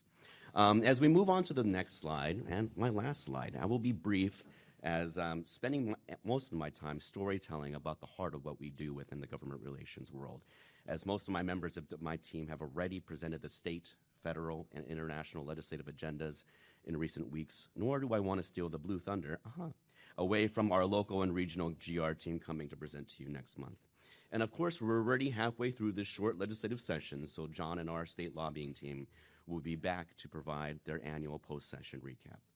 Our department's focus is to make everyone else's job at the port easier, to ensure that we're doing all that we can to keep operations at the airport and seaport churning, that all our various capital projects meet current and future demand, are on time and on budget, if not saving a buck or two with the support of state and federal grants. This is a region that we've been fortunate to live in that prides itself in being innovative and the first in the nation to fill in the blank. And the port is no exception. As an example, in 2002, then former State Representative Velma Valoria, champion in the House, and Jeannie Colwells in the Senate, worked to make Washington the first state to outlaw human trafficking. We at the Port of Seattle also became the first U.S. Port Authority to develop and mandate anti-human trafficking training for all of our 2,000-plus employees, amongst many other notable measures since. In 2004, we were the first U.S. port in the nation to install shore power for cruise ships, and then at Terminal 30. And in 2024, we became one of the first ports in the world to have all three of our cruise berths equipped with shore power. Last year, some of us went to CLIA Sea Trade in Florida, and ports and industry representatives from about 128 countries were there. The last working session was on shore power. Pierce, Chris Gislow, and I were there. We attended that. And it was all about how you even work to move from idea and intention to blueprinting and permitting a shore power project. We've already done all that and more, right? We started 24 years ago when I was still rocking my T-Mobile Sidekick as a student at UW. And as Executive Director Metric mentioned earlier today, we became the first U.S. port to require all cruise ships to use shore power when they dock at our terminals next year. We continue to hit these major milestones under the guidance of the Century Agenda and with our goal of being the greenest airport and seaport in North America. The 12 of us are here to be your idea incubator and turn those ideas into action. We can't have sound policy without a robust, diverse group of community stakeholders and a strong message that resonates with all parties involved. It all goes to the Captain Planet motto of me saying it earlier, let us all our powers combine, right? As you've heard me preach before. As our team has grown, we've also been able to do more at every level of government. When I joined the port first 7 years ago, this body had made it a priority to work towards establishing memorandums of agreements with our Suquamish and Indian tribal government partners. In the last 2 years, we've been successful in being able to sign those into existence. Today, with Roxanne Murphy's help, we now evolve our priorities from building upon those signed MOAs into establishing work plans. We now work to provide a larger government-to-government structure to take the ideas such as the introduction of our native fishing and cultural arts to our cruise line partners into reality, as we were able to do at CLIA's Northwest Symposium last year in Seattle, and thanks to Aaron and the cruise team just this past week in Alaska. In Olympia, sustainable aviation fuels was our top legislative priority for several years until we got it across the finish line in 2022. We've since been able to focus our attention in bringing that momentum to the other Washington, out east, along with our inaugural Start DC fly-in in 2023, where we were able to secure 4 out of the 7 legislative requests with our leadership of our congressional delegation in the 2024 FAA reauthorization bill. And we just checked off number 5 in December with the NDAA win on federal investments into secondary noise insulation, thanks to Patty Murray and Adam Smith. Last year, we merged START's legislative agenda to be state and federal with the shared coordination between Eric Shinfield and John Flanagan, and in turn brought the success of our D.C. trip into a shared approach into Olympia last session. We are now working on a second D.C. flying with our near airport city and state government partners this spring. In addition to START, the work we do with the city of Sea-Tac through JAC and through the Highline Forum led by Dave Kaplan are just two other formal ways the Port has continued to bring ourselves together with our near airport cities and local government partners as an opportunity to learn, discuss, and collaborate together.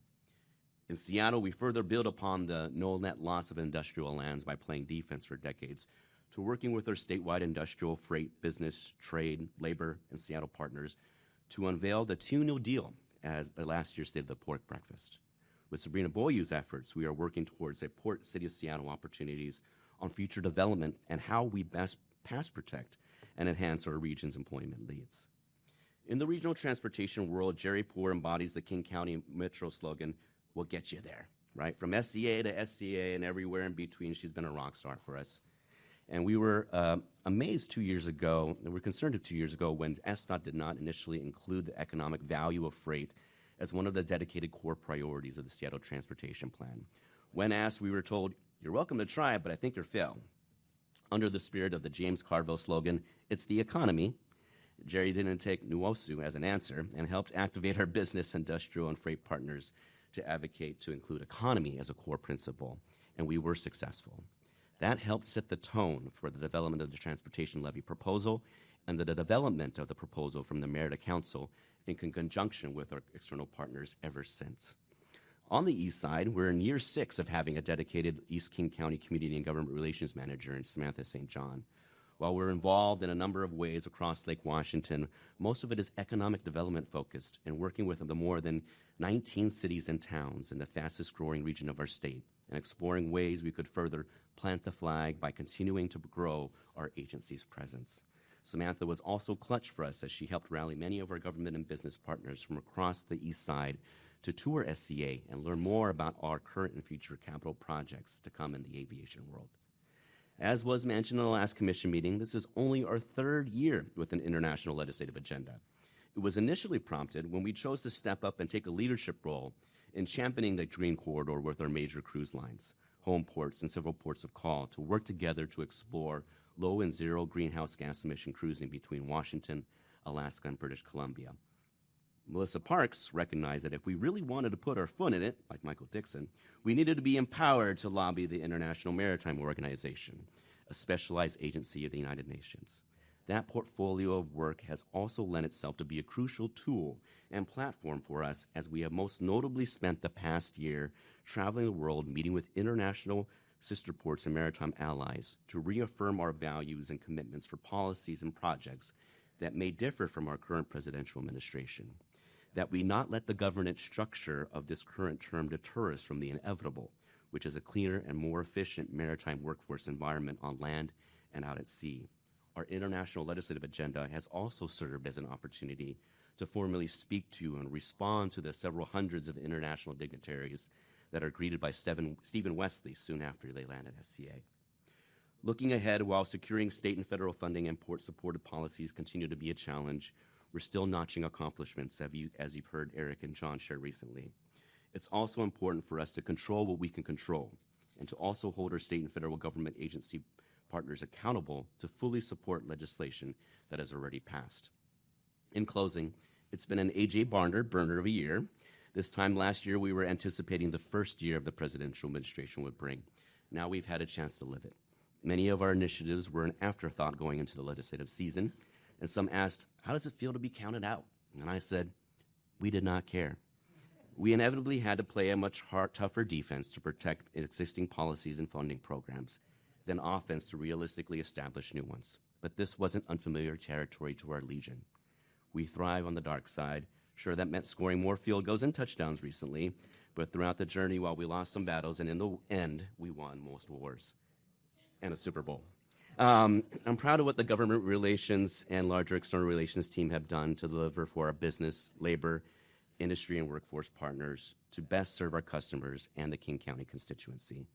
And we would not be here without the support of you, commissioners, Executive Director Metrick, our executive leadership team, and our interdepartmental colleagues lining up along our side when we engage at all levels of government where they are. So thank you. Before we close out our presentation and open up for Q&A, I wanted to hand it over to Karen Zog-Black to join us to provide a brief preview of international engagement priorities for the year. Karen? Great, thank you, Nate. I'm glad I wore my Seahawks earrings, and luckily the port branding and the Seahawks and our sports branding colors are the same. So Commissioners, Executive Director Metric, I'm Karen Zog-Black, Manager of International Relations and Protocol here at the Port.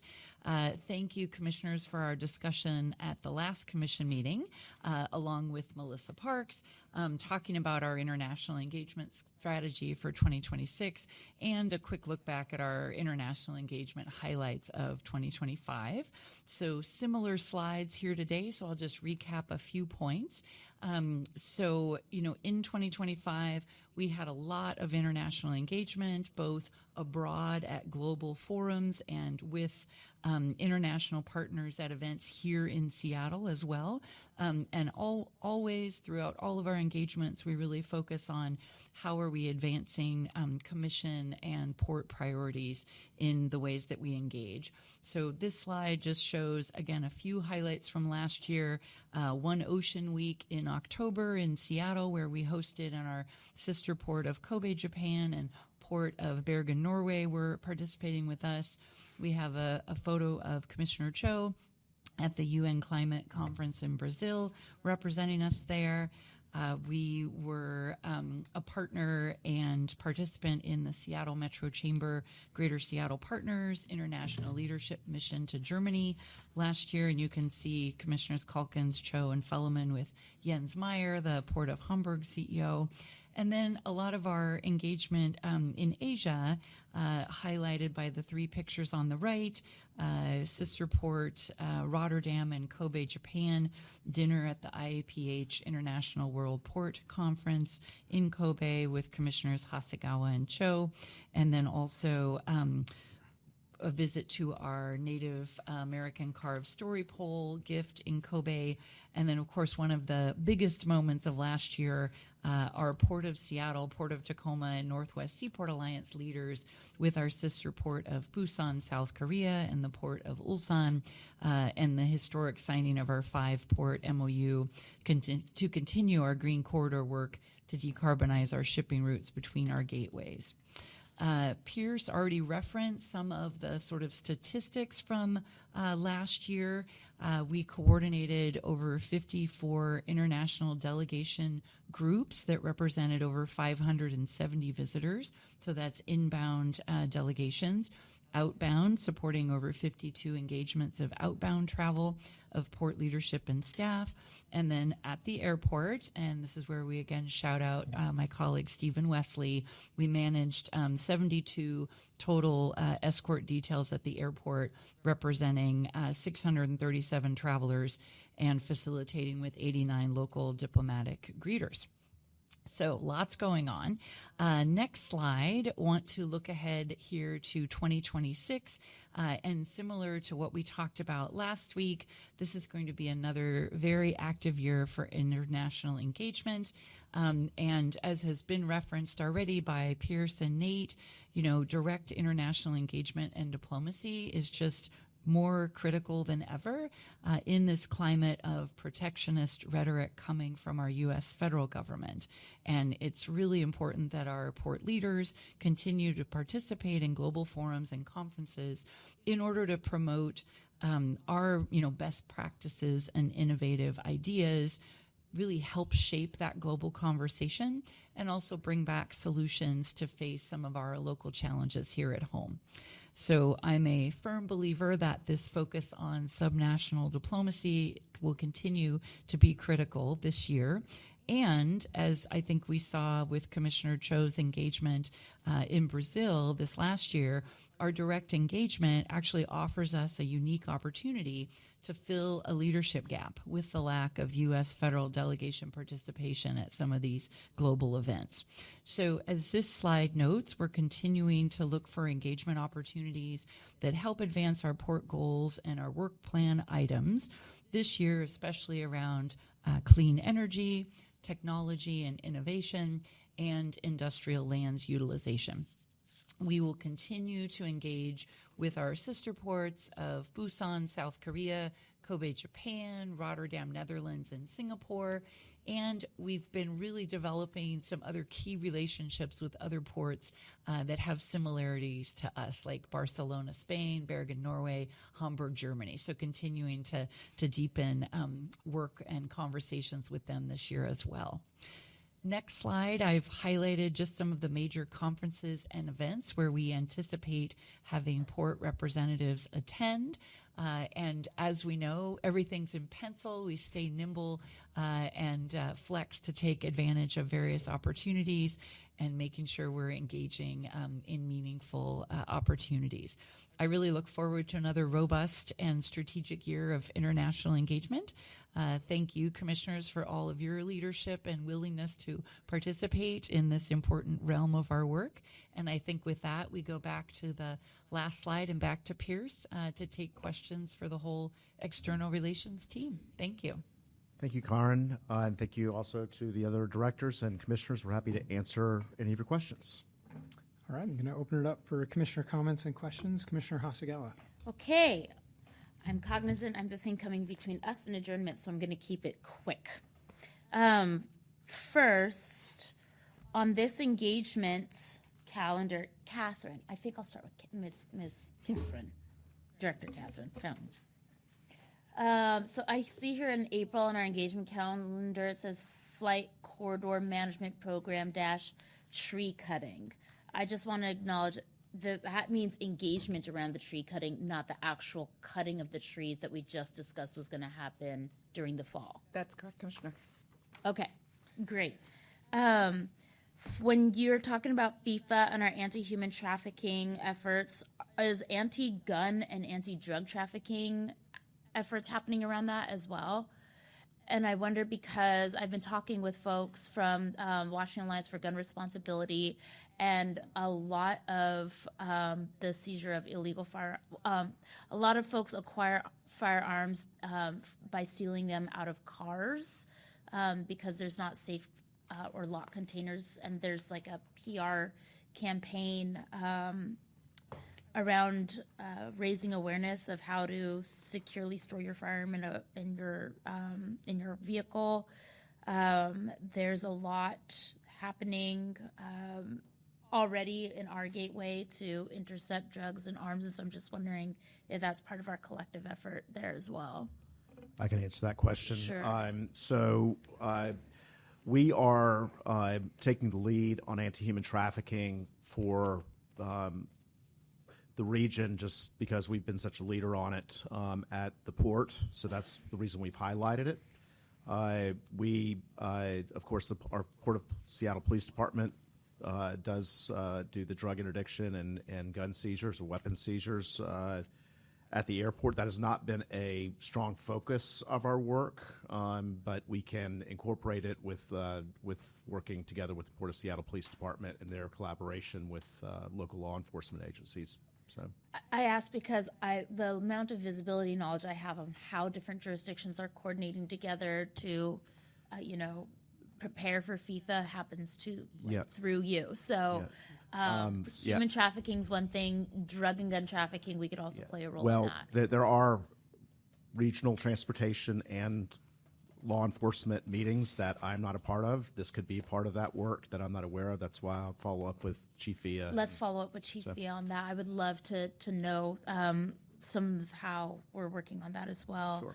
Sure. Regarding FIFA, so switching gears, we just passed an order that would improve communications around our own policing practices to debunk myths and generally raise awareness and understanding about who our officers are.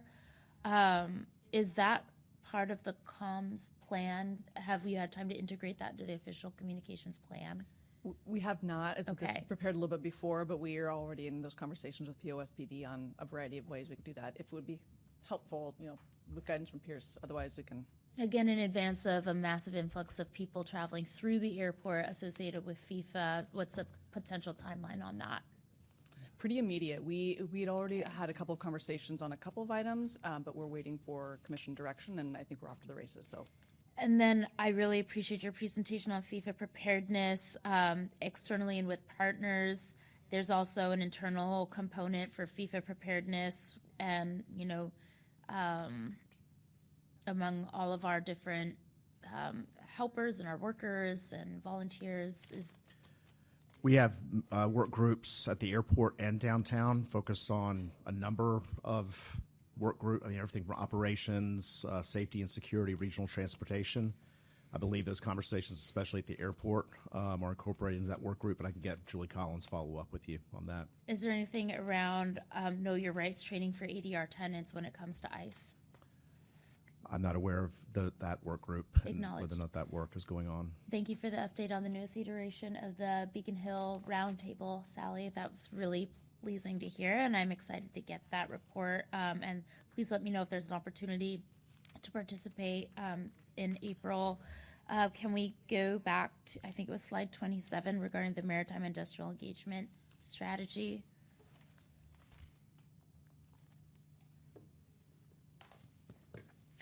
So part of what I wanted to ask around that is for the keynote that Commissioner Calkins is going to give and all the different folks who are going to be invited to that, have there been invitations to our tribal partners to attend, including statewide and locally? The summit? Yes, for the summit. Okay, because there's a lot of interest in how we can diversify our clean fuel future among the tribes statewide, and we don't have a position on it around the lower Seven Snake River dams, but we recognize that right now we are very dependent on electricity in this region and statewide. And so when we're talking about diversifying our clean fuel future, the role that the Port of Seattle plays in that, the way different jurisdictions and members of the international community are moving around that, I think they're going to have a lot of excitement and interest in participating, sharing, and learning. Pierce, regarding the MOU with the city, so we passed that up through the transition team, and I'm pleased to learn that you are going to have a meeting with the mayor and city council members this This Friday. Do you anticipate that we'll be able to get that over the finish line? Yeah, we know it's in the mayor's office. We know that they have set up and established their pipeline procedure, and they're reviewing documents, putting that pipeline. Commissioner Calkins and Executive Director Metric have it in their talking points to bring this up directly with the mayor on Friday to advance that work. So we are working that.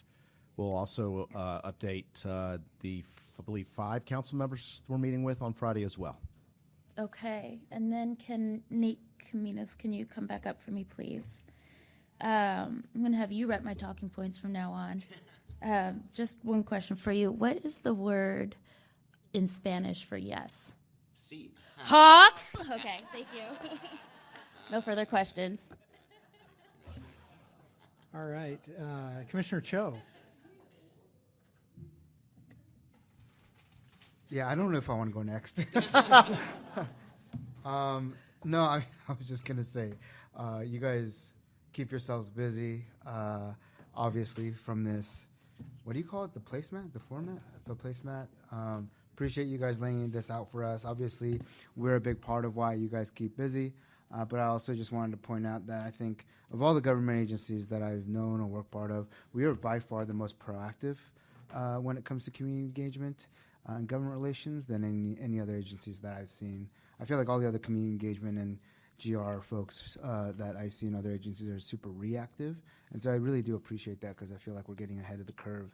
I think it's a testament to Pierce, your leadership, but also Nay and obviously Karin and others, including Catherine, who do all the work to keep us ahead, to skate to where the puck is going, so to speak, right?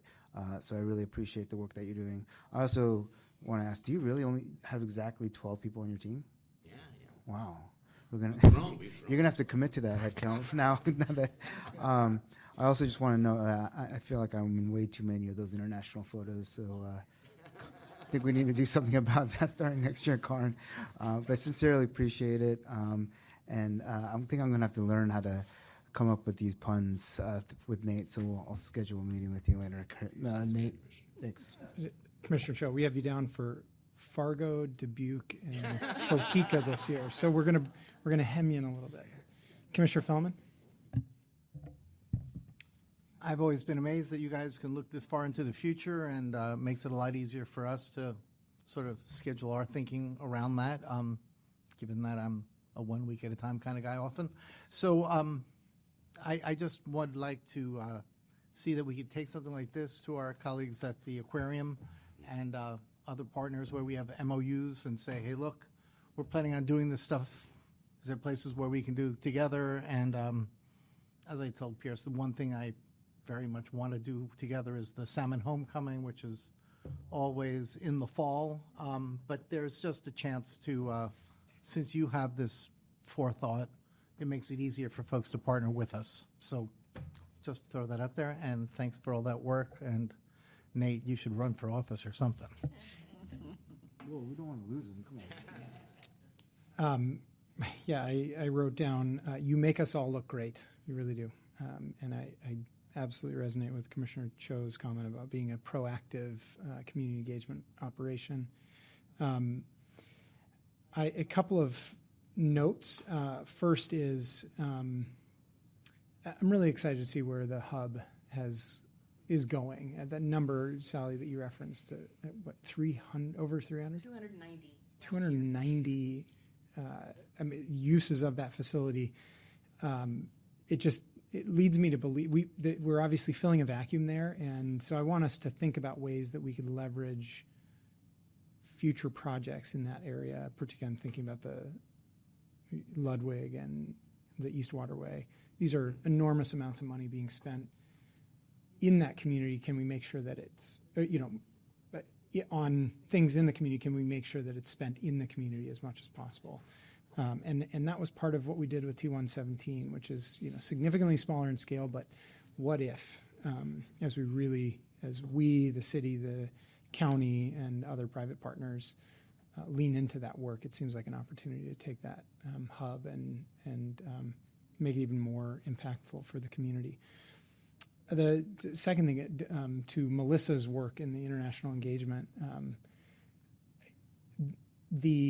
I went to an event recently for PNWAR that was organized by the Lieutenant Governor, and at which the governor spoke. A small roundtable, and Port was asked to be there along with a number of state legislators, provincial legislators from BC and Alberta and Saskatchewan, I believe, and a handful of other folks, and including the consuls general from Canada and Mexico, and virtually the U.S. Consul General in BC.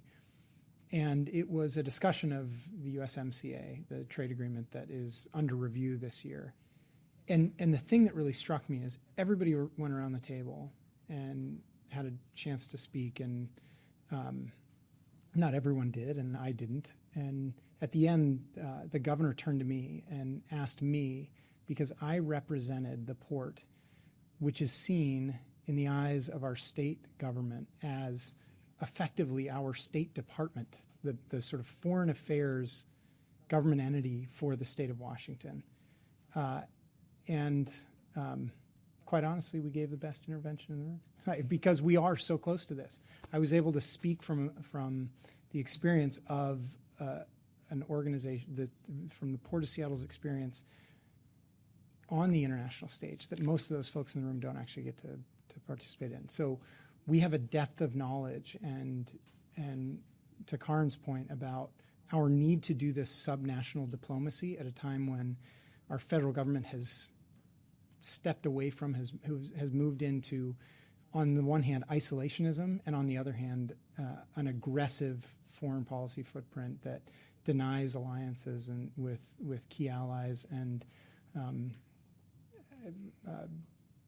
pulls us out of this rules-based order that has been so vital to American prosperity. We need to do what we can to keep the embers burning. I got a follow-up note from the Consul General of Canada talking about how much he appreciated that kind of olive branch approach and the need for us. These are our siblings just 100 miles away. We really need to lean into those relationships and do what we can to mitigate against the harms that the federal administration has done to our key allies.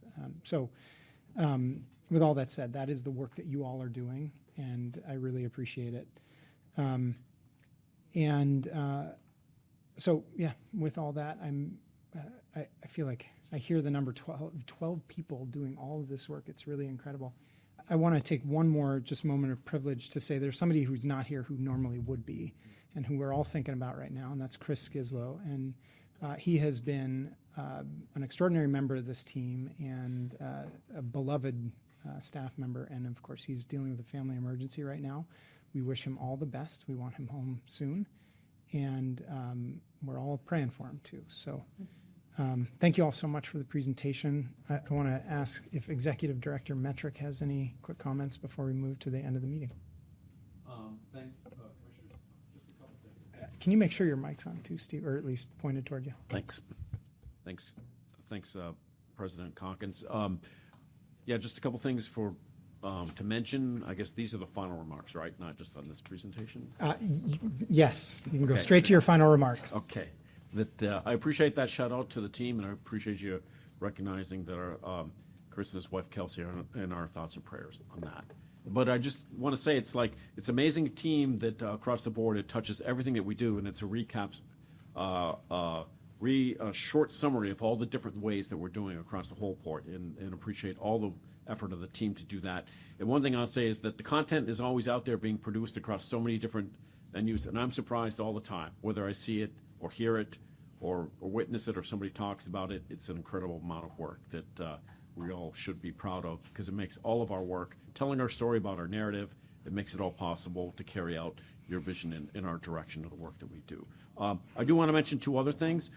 Thank you again on the Flight Corridor Management Program. Value all the commissioners' input on that, how to improve our program, and then working with our staff on recognizing staff and their agility and engagement on that effort, an important effort to do that. And then also, I do want to say is that taking back on the public, reflecting on the public comment about scrubbers, and that in the, I think we will be, I know we're going to be building, as I was doing this, an FAQ to correct, there's some inaccuracies that were presented there, so we'll be creating a frequently asked questions, FAQs, to kind of establish that and kind of set the record straight on some of those things, particularly about different authorities and the actions that we've taken and summarizing all those. And I think that's important to tell that story within that too.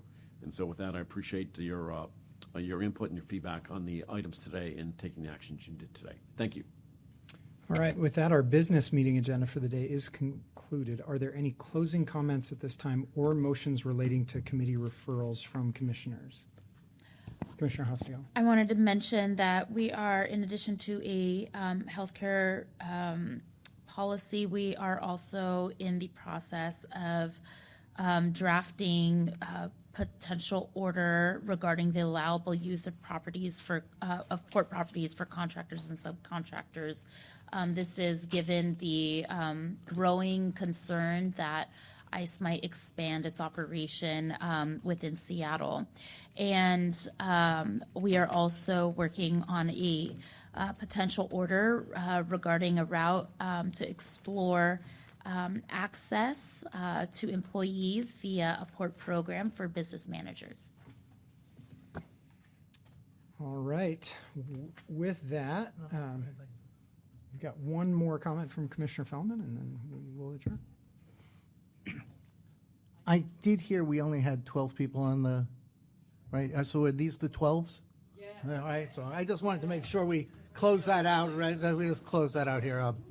But one of the things, though, it is really kind of I think, noteworthy is that this week with the Olympics and with the Super Bowl, how sports brings us together, across all the party lines and the international upheaval.